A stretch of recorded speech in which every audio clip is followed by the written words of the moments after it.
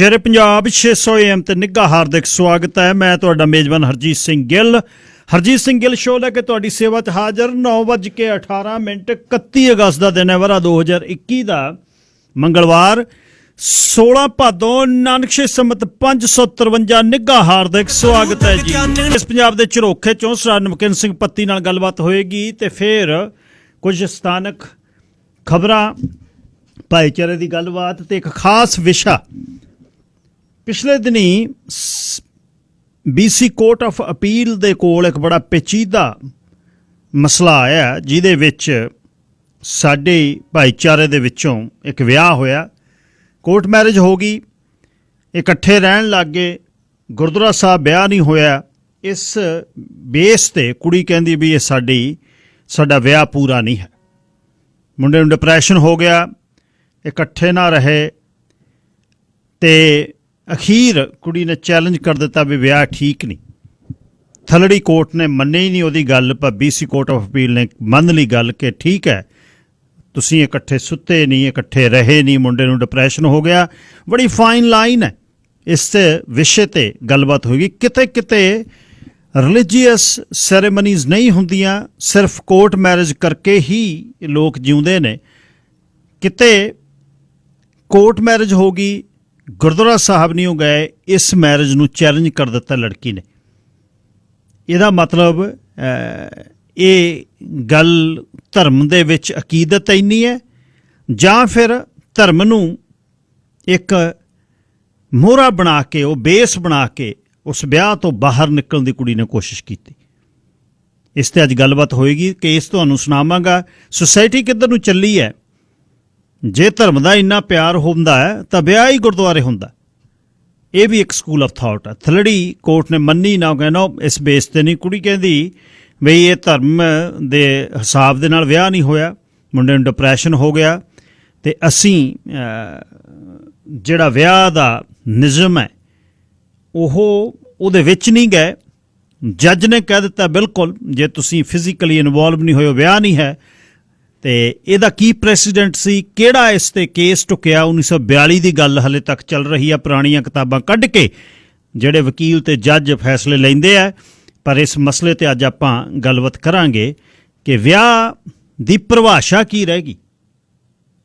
ਕੀ ਤੁਸੀਂ physically involve ਹੋਣਾ ਵਿਆਹ? ਲੋਕ ਤਾਂ ਵਿਆਹ ਕਰਾਉਂਦੇ ਨੇ 7 ਸਾਲਾਂ ਬਾਅਦ, ਇਕੱਠੇ ਰਹਿਣ ਲੱਗ ਜਾਂਦੇ ਨੇ ਪਹਿਲਾਂ। ਤੇ ਪਹਿਲਾਂ ਕੀ ਤੇ ਬਾਅਦ 'ਚ ਕੀ? ਦੇਖਦੇ ਹਾਂ ਛੇੜ ਕੇ ਅੱਜ ਗੱਲ। 604 204 0600 604 2040 ਆਨ ਏਅਰ ਨੰਬਰ ਹੈ ਤੇ 604 729 1224 WhatsApp ਤੇ ਟੈਕਸਟ ਲਈ ਮੇਰਾ ਨੰਬਰ ਹੈ। ਜਦ ਤੱਕ ਮੋਢੇ ਆ ਕੇ ਬਹਿੰਦੇ ਰਹਿਣੇ ਬਾਜ਼ ਨੇ, ਰੱਥ ਵਿੱਚ ਲੱਗੇ ਰਹਿਣੇ ਅਣਖਾਂ ਦੇ ਜਾਗ ਨੇ। ਹਕੂਮਤਾਂ ਨੇ ਫਾਂਸੀਆਂ ਤੇ ਟੰਗਦੇ ਹੀ ਰਹਿਣਾ ਹੈ, ਦੁੱਲੇ ਅਤੇ ਜੱਗਿਆਂ ਨੇ ਜੰਮਦੇ ਹੀ ਰਹਿਣਾ ਹੈ।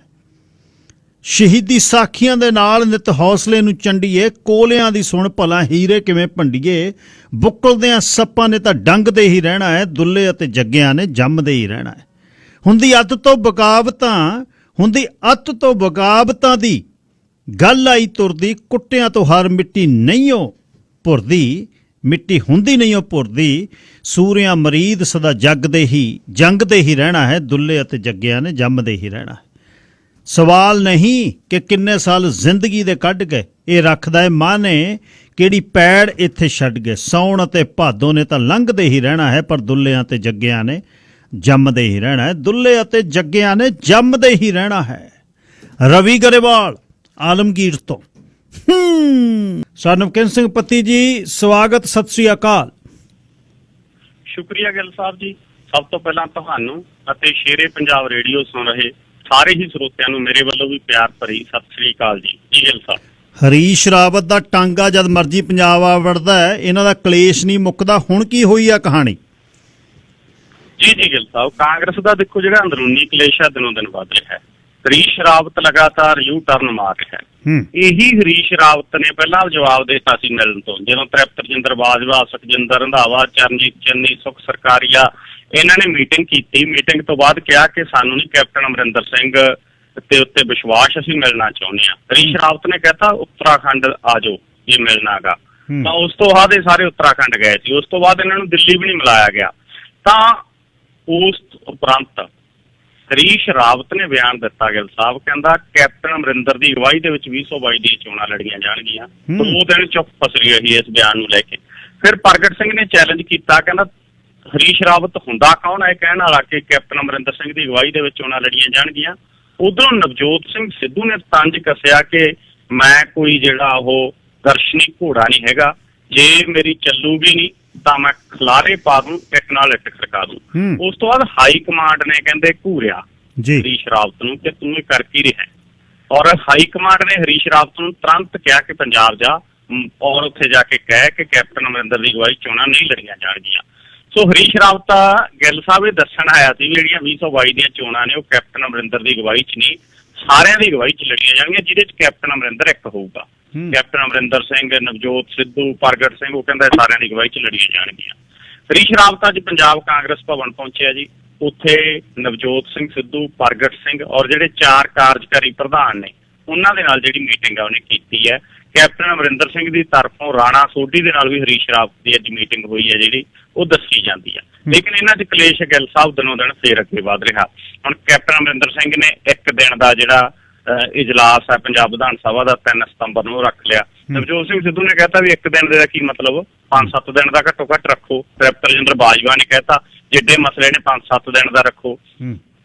ਕੈਪਟਨ ਅਮਰਿੰਦਰ ਸਿੰਘ ਨੇ ਪਿਛਲੇ ਦਿਨਾਂ 'ਚ ਦਬਾਅ 'ਚ ਕਹਿਤਾ ਸੀ ਕਿ ਮੈਂ PSPCL ਨੂੰ ਕਹਿਤਾ ਕਿ ਜਾਓ ਜੀ ਜਿਹੜੇ ਸਮਝੌਤੇ ਕੀਤੇ ਨੇ ਬਿਜਲੀ ਕੰਪਨੀਆਂ ਦੇ ਨਾਲ ਰੱਦ ਕਰ ਦਿਓ। ਆਪਾਂ ਉਸ ਦਿਨ ਹੀ ਗਿੱਲ ਸਾਹਿਬ ਕਿਹਾ ਸੀ ਕਿ ਐਂ ਥੋੜੀ ਰੱਦ ਹੁੰਦੇ ਨੇ, ਇਹ ਕੋਈ ਜਵਾਕਾਂ ਦਾ ਖੇਡ ਥੋੜੀ ਹੈ ਵੀ ਰੱਦ ਹੋ ਗਏ। ਉਹਨਾਂ ਨਾਲ 1 ਸਾਈਡਡ MOU ਸਾਈਨ ਹੋਏ ਨੇ ਅਦਾਲਤਾਂ ਦੇ ਵਿੱਚ, ਉਹ ਸਾਰਾ ਕੁਝ ਪਹਿਲਾਂ ਕਰਾਈ ਬੈਠੇ ਨੇ, ਮਸਲਾ ਅਦਾਲਤਾਂ 'ਚ ਫਸ ਜਾਊਗਾ, ਐਂ ਰੱਦ ਨਹੀਂ ਹੁੰਦੇ। ਇਹਦੇ ਲਈ ਕੋਈ ਵਿਧਾਨ ਸਭਾ ਦਾ ਵਿਸ਼ੇਸ਼ ਸੈਸ਼ਨ ਸੱਦਣਾ ਪਊ, ਸਰਵ ਪਾਰਟੀ ਮੀਟਿੰਗ ਸੱਦ ਕੇ ਇੱਕ ਮਾਹੌਲ ਬਣਾ ਕੇ ਅਦਾਲਤੀ ਪ੍ਰਕਿਰਿਆ ਪੂਰੀ ਕਰਕੇ ਫਿਰ ਰੱਦ ਹੋਣਗੇ। ਤਾਂ ਹੁਣ ਕੈਪਟਨ ਅਮਰਿੰਦਰ ਸਿੰਘ ਅੱਜ ਖੁਦ ਮੰਨ ਗਿਆ, ਕਹਿੰਦਾ ਸਾਰੇ ਸਮਝੌਤੇ ਰੱਦ ਨਹੀਂ ਕੀਤੇ ਜਾ ਸਕਦੇ। ਸਾਰੇ ਨਹੀਂ ਕੀਤੇ ਜਾ ਸਕਦੇ, ਕਿਹੜੇ ਕੀਤੇ ਜਾ ਸਕਦੇ ਆ? ਸੋ ਜਿਸ ਤਰੀਕੇ ਨਾਲ ਕਪਤਾਨ ਸਾਹਿਬ ਮੁੱਕਰ ਰਹੇ ਨੇ ਆਪਦੀਆਂ ਗੱਲਾਂ ਤੋਂ, ਜਿਸ ਤਰੀਕੇ ਨਾਲ ਚੋਣ ਵਾਅਦਿਆਂ ਤੋਂ ਭੱਜ ਰਹੇ ਨੇ, ਉਹਦੇ ਤੋਂ ਜ਼ਾਹਰਾ ਤੌਰ ਦੇ ਉੱਤੇ ਲੋਕਾਂ ਦਾ ਵਿਸ਼ਵਾਸ ਨਹੀਂ ਵੱਜ ਰਿਹਾ। ਔਰ ਸਿੱਧੂ ਕਹਿ ਰਿਹਾ 18-29 ਜਿਹੜਾ ਤੁਹਾਨੂੰ ਆਪਣੀ ਹਾਈ ਕਮਾਂਡ ਨੇ ਕਿਹਾ ਉਹ ਏਜੰਡਾ ਪੂਰਾ ਕਰੋ। ਤਾਂ ਇਹ ਜਿਹੜੇ ਤ੍ਰਿਪਤ ਰਜਿੰਦਰ ਬਾਜਵਾ, ਸੁਖਜਿੰਦਰ ਰੰਧਾਵਾ, ਚਾਹੇ ਪ੍ਰਗਟ ਸਿੰਘ ਜਾਂ ਹੋਰ ਨੇ, ਜੇ ਅੱਜ ਉਹ ਕੈਪਟਨ ਅਮਰਿੰਦਰ ਸਿੰਘ ਖਿਲਾਫ ਬੋਲ ਰਹੇ ਨੇ, ਉਹਨਾਂ ਨੂੰ ਆਪ ਦਾ ਭਵਿੱਖ ਦੀਂਦਾ, ਸੱਚੋ ਆਪਦੀ ਕੁਰਸੀ ਨੂੰ ਲੈ ਕੇ ਚਿੰਤਤ ਨੇ ਕਿ ਭਾਈ ਕੈਪਟਨ ਅਮਰਿੰਦਰ ਸਿੰਘ ਨੇ ਕੋਈ ਚੋਣ ਵਾਅਦਾ ਪੂਰਾ ਨਹੀਂ ਕੀਤਾ ਔਰ 4.5 ਸਾਲ ਉਹ ਨਾਲ ਹੀ ਰਹੇ। ਉਹਨਾਂ ਨੂੰ ਲੱਗਦਾ ਇਹਦੇ ਗਲ ਪਾ ਕੇ ਆਪਾਂ ਪਾਸੇ ਦੀ ਨਿਕਲ ਜਾਓ ਔਰ ਲੋਕਾਂ ਨੂੰ ਕਹਿ ਦਿਓ ਕਿ ਭਾਈ ਆਹ ਬਦਲ ਆ ਗਿਆ। ਤਾਂ ਇਹ ਜਿਹੜਾ ਮਸਲਾ ਚੱਲ ਰਿਹਾ ਉਹ 'ਚ ਹਾਈ ਕਮਾਂਡ ਨੂੰ ਵੀ ਇਹ ਗੱਲ ਫਿੱਟ ਬੈਠ ਰਹੀ ਆ।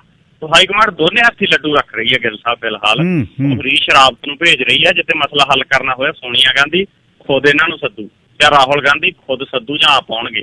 ਅਜੇ ਤਾਂ ਹਰੀਸ਼ ਰਾਵਤ ਦੇ ਰਾਹੀਂ ਉਹ ਦੋਨੇ ਧਿਰਾਂ ਨੂੰ ਟਕਾ ਕੇ ਰੱਖ ਰਹੇ ਨੇ ਔਰ ਦੇਖ ਰਹੇ ਨੇ ਕਿ ਕਿਹੜੀ ਧਿਰ ਆਪਣੇ ਵੱਧ ਫਿੱਟ ਬੈਠੂ ਜੀ। ਅੱਛਾ, ਇਹ ਦੱਸਿਓ ਬਈ ਸਿੰਘੂ ਬਾਰਡਰ ਤੁਸੀਂ ਪਹੁੰਚੇ ਹੋਏ ਹੋ, ਸੰਘਰਸ਼ ਕਿਸਾਨਾਂ ਦਾ ਕਿਵੇਂ ਚੱਲ ਰਿਹਾ ਹੈ? ਲਾਠੀ ਚਾਰਜ ਤੋਂ ਬਾਅਦ ਖੱਟਰ ਤੇ ਅਮਰਿੰਦਰ ਦੇ ਵਿੱਚ ਵੀ ਸਵਾਲ ਜਵਾਬ ਹੋਏ ਨੇ, ਉਹ ਕੀ ਨੇ? ਜੀ ਗਿੱਲ ਸਾਹਿਬ, ਦੇਖੋ ਸੰਘਰਸ਼ ਵਧੀਆ ਚੱਲ ਰਿਹਾ ਹੈ, ਕਿਸਾਨਾਂ 'ਚ ਵਧੀਆ ਜੋਸ਼ ਹੈ ਔਰ ਕਰਨਾਲ ਦੇ ਵਿੱਚ ਜਿਹੜੀ SDM ਨੇ ਕਿਹਾ ਕਿ ਇਹਨਾਂ ਦੇ ਸਿਰ ਫੋੜ ਦੇ, ਉਸ ਤੋਂ ਬਾਅਦ ਪੁਲਿਸ ਜਿਹੜੀ ਉਹ ਭੂਸਰ ਕੇ ਕਿਸਾਨਾਂ ਦੇ ਪਿੱਛੇ ਪਈ ਔਰ ਡਾਂਗਾ ਦੇ ਨਾਲ ਲੱਤਾਂ ਬਾਹਾਂ ਤੋੜੀਆਂ, ਸਿਰ ਪਾੜੇ, ਜੋ ਬੇਤਾਸ਼ਾ ਲਾਠੀ ਚਾਰਜ ਕੀਤਾ, ਉਹਨੇ ਇਸ ਸੰਘਰਸ਼ ਨੂੰ ਇੱਕ ਵੱਲ ਦਿੱਤਾ।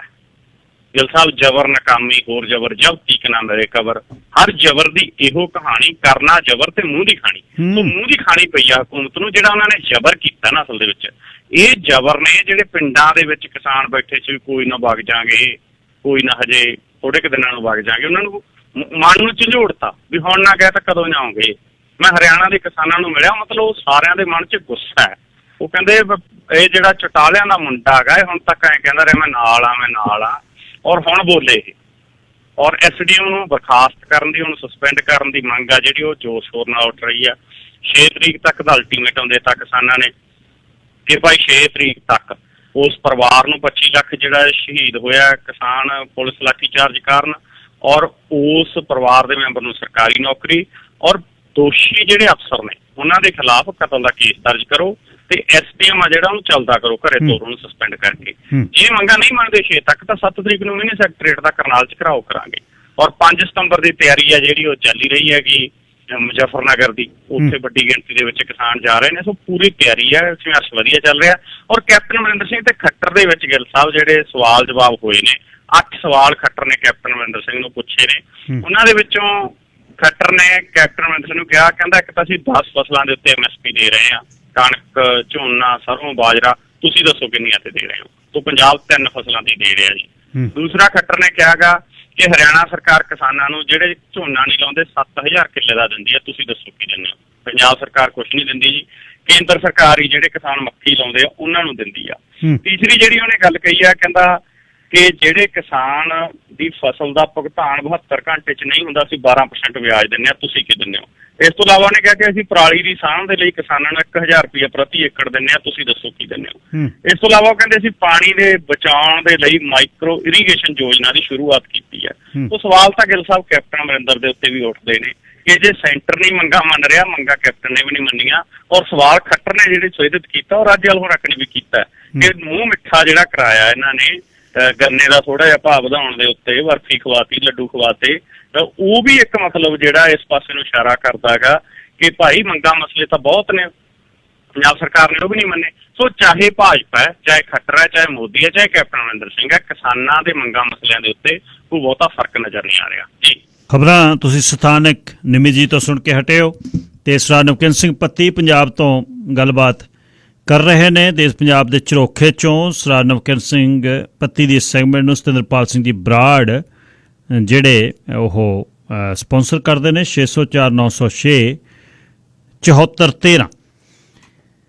ਜਲ੍ਹਿਆਂਵਾਲੇ ਬਾਗ ਦਾ ਨਵੀਨੀਕਰਨ ਹੈ ਜਿਹੜਾ, ਜਿਵੇਂ ਸਿੱਖਾਂ ਦੇ ਪੁਰਾਣੇ ਸਥਾਨਾਂ ਨੂੰ ਢਾਹ ਕੇ ਬਾਬੇ ਸੰਗਮਰਮਰ ਮਕਰਾਣੇ ਵਾਲੇ 'ਚ ਮੜਦੇ ਰਹੇ, ਕੀ ਹੋ ਰਿਹਾ ਜੀ ਜਲ੍ਹਿਆਂਵਾਲੇ ਬਾਗ 'ਚ? ਫਰਕ ਕੀ ਪਿਆ? ਜੀ ਗਿੱਲ ਸਾਹਿਬ, ਵਾਕਈ ਤੁਸੀਂ ਦਰੁਸਤ ਉਦਾਹਰਨ ਜਿਹੜੀ ਉਹ ਦਿੱਤੀ ਆ ਕਿ ਅਸਲ ਦੇ ਵਿੱਚ ਇਤਿਹਾਸ ਨੂੰ ਸਾਂਭਣ ਦੀ ਲੋੜ ਹੈ।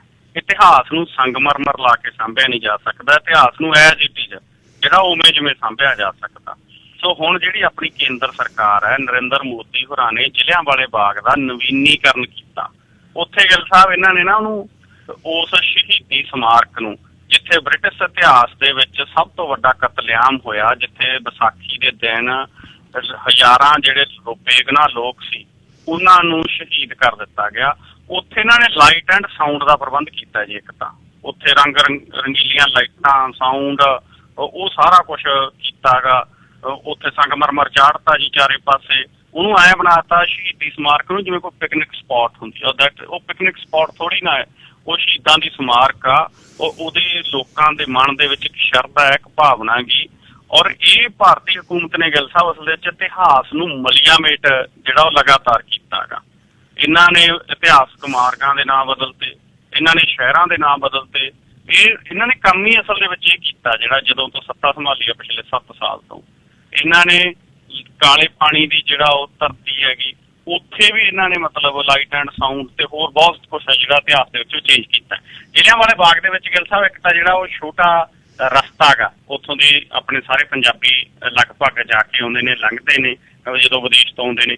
ਉੱਥੇ ਜਿਹੜਾ ਦੋਨੇ ਪਾਸੇ ਉਹ ਇੱਕ ਤਰੀਕੇ ਦੇ ਨਾਲ ਬਾਗ ਦੇ ਅੰਦਰ ਗਲੀ ਦੇ ਉੱਤੇ ਮੂਰਤੀਆਂ ਘੇਰ ਦਿੱਤੀਆਂ ਨੇ ਦੋਨੇ ਪਾਸੇ। ਉਹ ਮੂਰਤੀਆਂ ਦੇ ਵਿੱਚ ਦੀ ਮਤਲਬ ਉਹਨੂੰ ਇੱਕ ਰਾਹ ਦਿੱਤਾ ਗਿਆ। ਦੂਸਰਾ ਜਿਹੜਾ ਸ਼ਹੀਦਾਂ ਵਾਲਾ ਖੂਹ ਆ, ਕਿਉਂਕਿ ਇਹ ਮੰਨਿਆ ਜਾਂਦਾ ਕਿ ਜਦੋਂ ਗੋਲੀਆਂ ਚਲਾਈਆਂ ਗਈਆਂ ਬਰਤਾਨਵੀ ਹਕੂਮਤ ਦੇ ਵੱਲੋਂ ਤਾਂ ਲੋਕਾਂ ਨੇ ਖੂਹ 'ਚ ਛਾਲਾਂ ਮਾਰ ਦਿੱਤੀਆਂ, ਤਾਂ ਇਹਨਾਂ ਨੇ ਹੁਣ ਉਹ ਖੂਹ ਜਿਹੜਾ ਉੱਤੋਂ ਜੀ ਉਹ ਢੱਕ ਦਿੱਤਾ ਗਿਆ ਇੱਕ ਪਾਰਦਰਸ਼ੀ ਢੱਕਣ ਦੇ ਨਾਲ। ਸੋ ਇਹਦੇ ਬਾਰੇ ਵੀ ਹੁਣ ਲੋਕਾਂ ਦਾ ਕਹਿਣਾ ਇਹ ਹੈਗਾ ਕਿ ਢੱਕਣ ਦੇ ਨਾਲ ਢੱਕਣ ਦੀ ਉਹਨੂੰ ਕੀ ਲੋੜ ਹੈ? ਖੂਹ ਦੇ ਵਿੱਚ ਗੋਲੀਆਂ ਦੇ ਨਿਸ਼ਾਨ ਦਿਸਦੇ ਨੇ ਕਿ ਖੂਹ 'ਚ ਵੀ ਗੋਲੀਆਂ ਮਾਰੀਆਂ ਗਈਆਂ, ਔਰ ਖੂਹ ਨੂੰ ਉਵੇਂ ਜਿਵੇਂ ਰੱਖਣਾ ਚਾਹੀਦਾ। ਸੋ ਸਭ ਤੋਂ ਮੇਨ ਗੱਲ ਤਾਂ ਗਿੱਲ ਸਾਹਿਬ ਇਹੀ ਹੈਗੀ ਕਿ ਜਿਵੇਂ ਹੈ ਐਜ਼ ਇਟ ਇਜ਼ ਉਹਨੂੰ ਜਿਹੜਾ ਰੱਖਿਆ ਜਾਣਾ ਚਾਹੀਦਾ ਸੀ। ਲੇਕਿਨ ਸਰਕਾਰ ਨੇ ਨਵੀਨੀਕਰਨ ਦੇ ਨਾਂ ਦੇ ਉੱਤੇ ਉੱਥੇ ਤਾਂ ਕਿ ਇਹਨਾਂ ਨੂੰ ਇਹ ਕਿ ਸੈਲਾਨੀ ਵੱਧ ਆਉਣ, ਅੰਗਰੇਜ਼ ਵੱਧ ਆਉਣ ਔਰ ਬਾਹਰੋਂ ਲੋਕ ਵੱਧ ਆਉਣ, ਤਾਂ ਇਹ ਸਾਰੇ ਕਾਸੇ ਲਈ ਉੱਥੇ ਟਿਕਟ ਲਾ ਦੇਣਗੇ।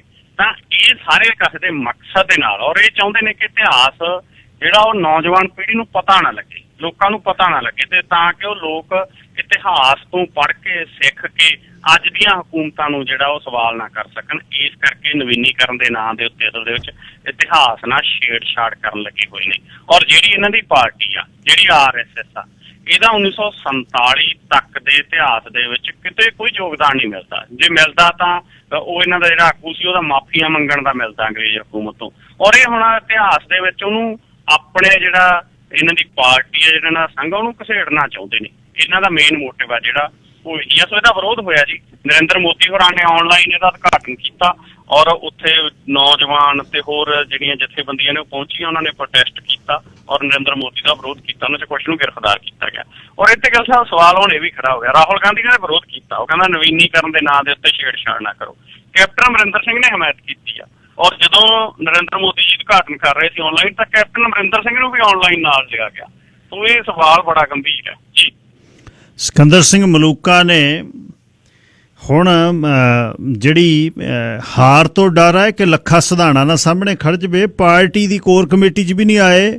ਤੇ ਇਹ ਮੈਂ ਕਿਸੇ ਪਾਰਟੀ ਦਾ ਸਮਰਥਕ ਹੋਵਾਂ ਨਾ ਹੋਵਾਂ, ਪਰ ਜਦ ਮਲਾਈ ਛੱਕ ਕੇ ਨਾ ਭੱਜਦੇ ਨੇ, ਉਹਨਾਂ ਨੇਤਾ ਤੋਂ ਬੜੀ ਕੋਫਤ ਆਉਂਦੀ ਹੈ। ਰਹਿੰਦਿਆਂ ਹੋਇਆਂ ਜਿਹੜਾ ਸਰਦਾਰੀ ਭੋਗਦਿਆਂ ਹੋਇਆਂ ਛੱਡੇ ਪਾਰਟੀ ਸਵਾਦ ਹੈ। ਪਾਰਟੀ ਜਦ ਔਖੇ ਸਮੇਂ 'ਤੇ ਜਿਹੜਾ ਜਦ ਛੱਡ ਕੇ ਭੱਜਦਾ, ਉਹ ਬੜੀ ਪ੍ਰੋਬਲਮ ਹੈ। ਮਲੂਕੇ ਹੋਣੀ ਉੱਡ ਕੇ ਫਿਰ ਕੋਰ ਕਮੇਟੀ ਦੀ ਮੀਟਿੰਗ 'ਚ ਵੀ ਨਹੀਂ ਆਏ। ਜੀ ਗਿੱਲ ਸਾਹਿਬ, ਅੱਜ ਸ਼੍ਰੋਮਣੀ ਅਕਾਲੀ ਦਲ ਬਾਦਲ ਦੀ ਚੰਡੀਗੜ੍ਹ ਕੋਰ ਕਮੇਟੀ ਦੀ ਮੀਟਿੰਗ ਸੀ। ਸੁਖਬੀਰ ਬਾਦਲ ਦੀ ਅਗਵਾਈ 'ਚ ਹੋਈ ਹੈ। ਉਹ 'ਚ ਬਲਵਿੰਦਰ ਸਿੰਘ ਭੂੰਦੜ, ਬੀਬੀ ਜਗੀਰ ਕੌਰ, ਜਥੇਦਾਰ ਤੋਤਾ ਸਿੰਘ, ਪ੍ਰੋਫੈਸਰ ਪ੍ਰੇਮ ਸਿੰਘ ਚੰਦੂਮਾਜਰਾ, ਮਹੇਸ਼ਿੰਦਰ ਗਰੇਵਾਲ, ਡਾਕਟਰ ਦਲਜੀਤ ਸਿੰਘ ਚੀਮਾ, ਵਿਕਰਮ ਸਿੰਘ ਮਜੀਠੀਆ, ਗੁਲਜ਼ਾਰ ਸਿੰਘ ਰਾਣੀਕੇ, ਸਾਰੇ ਸੀਗੇ। ਲੇਕਿਨ ਉੱਥੇ ਸਿਕੰਦਰ ਸਿੰਘ ਮਲੂਕਾ ਨਹੀਂ ਆਇਆ। ਅਸਲ ਦੇ ਵਿੱਚ ਸੁਖਬੀਰ ਬਾਦਲ ਹੋਰਾਂ ਨੇ ਪਿਛਲੇ ਦਿਨੀ ਰਾਮਪੁਰਾ ਫੂਲ ਤੋਂ ਸਿਕੰਦਰ ਸਿੰਘ ਮਲੂਕਾ ਦਾ ਨਾਂ ਅਨਾਉਂਸ ਕਰਤਾ। ਉਹ ਗਿੱਲ ਸਾਹਿਬ ਅਸਲ ਦੇ ਵਿੱਚ ਹੁਣ ਵੱਡਾ ਲੀਡਰ ਬਣਦਾ, ਉਹ ਟਿਕਟਾਂ 2 ਭਾਲਦਾ। ਕਹਿੰਦਾ ਰਾਮਪੁਰਾ ਫੂਲ ਤੋਂ ਤਾਂ ਮੇਰਾ ਮੁੰਡਾ ਚੋਣ ਲੜੂ ਗੁਰਪ੍ਰੀਤ, ਔਰ ਕਹਿੰਦਾ ਇੱਥੋਂ ਮੇਰਾ ਮੁੰਡਾ ਲੜੂਗਾ ਤੇ ਮੌੜ ਮੰਡੀ ਦੇ ਲੋਕ ਡਿਸਾਈਡ ਕਰਨਗੇ ਕਿ ਉੱਥੋਂ ਕੌਣ ਲੜੂ। ਕਹਿੰਦਾ ਉਹ ਮੈਨੂੰ ਚਾਹੁੰਦੇ ਨੇ। ਸੋ ਅਸਲ ਵਿੱਚ ਉਹ 2 ਟਿਕਟਾਂ ਮੰਗਦਾ ਜੀ। ਰਾਮਪੁਰਾ ਫੂਲ ਦੀ ਟਿਕਟ ਤੋਂ ਸਿਕੰਦਰ ਸਿੰਘ ਮਲੂਕਾ ਚਾਹੁੰਦਾ ਮੇਰਾ ਮੁੰਡਾ ਚੋਣ ਲੜੇ, ਔਰ ਮੈਂ ਖੁਦ ਉਹਨੂੰ ਲੱਗਦਾ ਕਿ ਹੋਰ ਸੇਫ ਸੀਟ ਤੋਂ ਇਲੈਕਸ਼ਨ ਆ ਜਿਹੜੀ ਉਹ ਲੜਾਂ। ਤਾਂ ਇਸ ਗੱਲ ਨੂੰ ਲੈ ਕੇ ਉਹ ਚੈਲੰਜ ਕਰ ਰਿਹਾ। ਉਧਰੋਂ ਸੁਖਬੀਰ ਬਾਦਲ ਹੋਰਾਂ ਨੂੰ ਲੱਗਦਾ ਕਿ ਵੀ 2 ਟਿਕਟਾਂ ਤਾਂ ਬਾਦਲ ਪਰਿਵਾਰ ਕੋਲ ਹੀ ਹੁੰਦੀਆਂ ਨੇ ਤੇ ਬਾਕੀਆਂ ਨੂੰ ਤਾਂ ਇੱਕ ਮਿਲਦੀ ਹੈ ਇੱਕ ਪਰਿਵਾਰ ਨੂੰ। ਤਾਂ ਸੁਖਬੀਰ ਬਾਦਲ ਹੋਰਾਂ ਨੂੰ ਇਹ ਲੱਗਣ ਲੱਗ ਗਿਆ ਹੁਣ ਵੀ ਚੈਲੰਜ ਕਰ ਰਿਹਾ ਸਾਡੀ ਲੀਡਰਸ਼ਿਪ ਨੂੰ, ਕਿ ਜ਼ਿਆਦਾ ਤੌਰ ਦੇ ਉੱਤੇ ਹੈਗਾ ਵੀ ਆ। ਬਾਕੀ ਜਿਹੜੀ ਮਲਾਈ ਛੱਕਣ ਵਾਲੀ ਗੱਲ ਹੈ, ਵਾਕਈ ਗਿੱਲ ਸਾਹਿਬ, ਜਦੋਂ ਇਹਨਾਂ ਦੀ ਸਰਕਾਰ ਸੀ, ਸਿਕੰਦਰ ਸਿੰਘ ਮਲੂਕਾ ਉਹ ਬੰਦਾ ਗਾ ਜਿਹੜਾ ਜਦੋਂ ਰੁਜ਼ਗਾਰ ਮੰਗਦੀਆਂ ਬੇਰੁਜ਼ਗਾਰ ਕੁੜੀਆਂ ਸੀ ਉਹਨਾਂ ਨੂੰ ਥੱਪੜ ਮਾਰਨ ਤੱਕ ਜਾਂਦਾ ਸੀਗਾ। ਔਰ ਇਹ ਉਹੀ ਬੰਦਾ ਗਾ ਜਦੋਂ ਇਹਨਾਂ ਦੀ ਸਰਕਾਰ ਸੀਗੀ ਤਾਂ ਉਦੋਂ ਪੂਰੀ ਇਹਦੀ ਚੌਧਰ ਆ ਜਿਹੜੀ ਉਹ ਚੱਲਦੀ ਸੀਗੀ। ਤਾਂ ਹੁਣ ਸਿਕੰਦਰ ਸਿੰਘ ਮਲੂਕਾ ਲਗਾਤਾਰ ਇੱਕ ਤਰੀਕੇ ਨਾਲ ਪ੍ਰੈਸ਼ਰ ਬਿਲਡ ਆ ਜਿਹੜਾ ਉਹ ਕਰ ਰਿਹਾ ਗਾ। ਤੋ ਅਕਾਲੀ ਦਲ ਦਾ ਵਿਰੋਧ ਵੀ ਬਹੁਤ ਹੋ ਰਿਹਾ ਪੰਜਾਬ ਦੇ ਵਿੱਚ ਕਿਸਾਨਾਂ ਦੇ ਵੱਲੋਂ। ਔਰ ਸੁਖਬੀਰ ਬਾਦਲ ਨੇ ਕੋਰ ਕਮੇਟੀ 'ਚ ਇਹਨੂੰ ਲੈ ਕੇ ਡਿਸਾਈਡ ਕੀਤਾ। ਉਹਨੇ ਕਿਹਾ ਇੱਕ ਤਾਂ ਕਿ ਅਸੀਂ ਕਿਸਾਨਾਂ ਦੀ ਹਮਾਇਤ ਕਰਾਂਗੇ, ਦੂਸਰਾ ਕਿ ਜਿਹੜੇ ਵਿਰੋਧ ਕਰ ਰਹੇ ਨੇ ਉਹ ਦੂਜੀਆਂ ਪਾਰਟੀਆਂ ਦੇ ਵਿਅਕਤੀ ਨੇ ਜੀ। ਬਹੁਤ ਵਧੀਆ ਇੱਕ ਗੇਮ ਹੈ ਜੀ। ਵੀ ਪਹਿਲੀ ਵਾਰ ਜੇ ਮੁੰਡਾ ਹਾਰ ਵੀ ਜਾਊ, ਲੱਖੇ ਦਾ ਉੱਥੋਂ ਚੋਣ ਲੜਨਾ ਲਗਭਗ ਤੈਅ ਹੈ। ਲੱਖੇ ਤੋਂ ਮਲੂਕੇ ਹੋਣੀ ਜੇ ਹਾਰਦਾ ਤਾਂ ਫਿਰ ਰਾਜਨੀਤਿਕ ਅੰਤ ਹੈ। ਸੋ ਬਹੁਤ ਪਰ ਹੋ ਗਿਆ ਜੀ, ਤਰੱਕੀ ਹੋ ਗਈ। ਘਰ 'ਚ IAS ਬਣ ਗਿਆ ਟੱਬਰ, ਮੇਰਾ ਖਿਆਲ ਉਹਨਾਂ ਦੀ ਡਾਟਰ ਇਨ ਲਾ ਜਿਹੜੀ IAS ਬਣ ਗਈ। ਅੱਗੇ ਹੁਣ ਤੋਂ ਤਰੱਕੀ ਹੋ ਗਈ ਸ਼ਾਇਦ, ਤੇ ਬਸ ਬਹੁਤ ਕੰਮ ਠੀਕ ਹੋ ਗਏ। ਪ੍ਰਮੋਟ ਕਰਕੇ ਲੈ ਗਏ। ਹਾਂਜੀ ਹਾਂ, ਪ੍ਰਮੋਟ ਕਰਕੇ ਲੈ ਗਏ ਜੀ। ਹਾਂ ਤੇ ਅੱਛਾ ਹੁਣ ਅੱਗੇ ਚੱਲੀਏ। ਸਮੇਧ ਸੈਣੀ ਨੂੰ ਹਾਈ ਕੋਰਟ ਨੇ ਕਾਹਦਾ ਝਟਕਾ ਦੇਤਾ ਜੀ? ਜੀ ਗਿੱਲ ਸਾਹਿਬ, ਅੱਜ ਨਾ ਇੱਕ ਜੱਜ ਸਾਹਿਬ ਰਿਟਾਇਰ ਹੋ ਰਹੇ ਸੀ ਹਾਈ ਕੋਰਟ ਦੇ ਵਿੱਚ। ਸੋ ਇਹ ਵੀ ਬੜੀਆਂ ਗੱਲਾਂ ਜਿਹੜੀਆਂ ਗਿੱਲ ਸਾਹਿਬ ਏਦਾਂ ਦੀਆਂ ਚੱਲਦੀਆਂ ਨਿਆਂਪਾਲਿਕਾ ਦੇ ਵਿੱਚ, ਜਿਹੜੀਆਂ ਸੁਣਨ ਨੂੰ ਦੇਖਣ ਨੂੰ ਜੱਗੋਂ ਤੇਰਵੀਆਂ ਲੱਗਦੀਆਂ ਵੀ ਐਂ ਵੀ ਹੁੰਦਾ। ਅੱਜ ਜੱਜ ਸਾਹਿਬ ਰਿਟਾਇਰ ਹੋ ਰਹੇ ਸੀ ਤਾਂ ਸਮੇਧ ਸਿੰਘ ਸੈਣੀ ਦੇ ਵਕੀਲ ਐਪਲੀਕੇਸ਼ਨ ਲੈ ਕੇ ਪਹੁੰਚ ਗਏ। ਕਹਿੰਦੇ ਜੀ ਜੱਜ ਸਾਹਿਬ ਜਾਂਦੇ ਜਾਂਦੇ ਅੱਜ ਆਖਰੀ ਦਿਨ ਸਮੇਧ ਸਿੰਘ ਸੈਣੀ ਦੇ ਕੇਸ ਦਾ ਫੈਸਲਾ ਕਰ ਦਿਓ। ਸੋ ਇਹ ਅਸਲ ਦੇ ਵਿੱਚ ਜਿਹੜੀ ਰਾਹਤ ਆ ਉਹ ਭਾਲ ਰਹੇ ਸੀਗੇ ਜੀ ਸਮੇਧ ਸਿੰਘ ਸੈਣੀ ਔਰ ਇਹਨਾਂ ਦੇ ਵਕੀਲ AP ਸਤਿਆਲ। ਔਰ ਇਹ ਚਾਹੁੰਦੇ ਸੀਗੇ ਕਿ ਸਮੇਧ ਸਿੰਘ ਸੈਣੀ ਨੂੰ ਗ੍ਰਿਫਤਾਰ ਕੀਤਾ ਜਾ ਸਕਦਾ, ਕਿਉਂਕਿ ਹੁਣ ਇਹਦੀ ਆਵਾਜ਼ ਦੇ ਨਮੂਨੇ ਲੈਣ ਲਈ SIT ਨੇ ਉਹਨੂੰ ਦਿੱਲੀ ਬੁਲਾ ਲਿਆ ਲੈਬ 'ਚ। ਉਹ ਜਿਹੜੀ ਫੋਨ ਰਿਕਾਰਡਿੰਗ ਹੋਈ ਹੈ ਨਾ ਗਿੱਲ ਸਾਹਿਬ, ਉਸ ਦਿਨ ਜਿਸ ਦਿਨ ਗੋਲੀ ਚੱਲੀ ਹੈ ਉਸ ਦਿਨ ਫੋਨ ਰਿਕਾਰਡਿੰਗ ਹੋਈ ਹੈ ਸਮੇਧ ਸਿੰਘ ਸੈਣੀ ਦੀ ਕਿੱਧਰ ਨੂੰ ਚੱਲੀ ਆ, ਉਹਦੇ ਨਮੂਨੇ ਲੈਣੇ ਨੇ ਹੁਣ ਇਹਦੀ ਆਵਾਜ਼ ਦੇ। ਦਿੱਲੀ ਦੀ ਲੈਬ ਦੇ ਵਿੱਚ ਬੁਲਾਇਆ। ਇਹਨੂੰ ਸ਼ੱਕ ਸੀਗਾ, ਇਹ ਹਾਈ ਕੋਰਟ ਜਾ ਪਹੁੰਚਿਆ ਵੀ ਮੈਨੂੰ ਜਿਵੇਂ ਅੱਗੇ ਅਰੈਸਟ ਕਰ ਲਿਆ, ਜਦੋਂ ਮੈਂ ਆਵਾਜ਼ ਦੇ ਨਮੂਨੇ ਦੇਣ ਗਿਆ ਤਾਂ ਉੱਥੋਂ ਮੈਨੂੰ ਜਿਹੜਾ ਅਰੈਸਟ ਕਰ ਸਕਦੇ ਨੇ, ਇਸ ਕਰਕੇ ਰਾਹਤ ਭਾਲਦਾ ਸੀ, ਲੇਕਿਨ ਹਾਈ ਕੋਰਟ ਨੇ ਰਾਹਤ ਨਹੀਂ ਦਿੱਤੀ ਜੀ।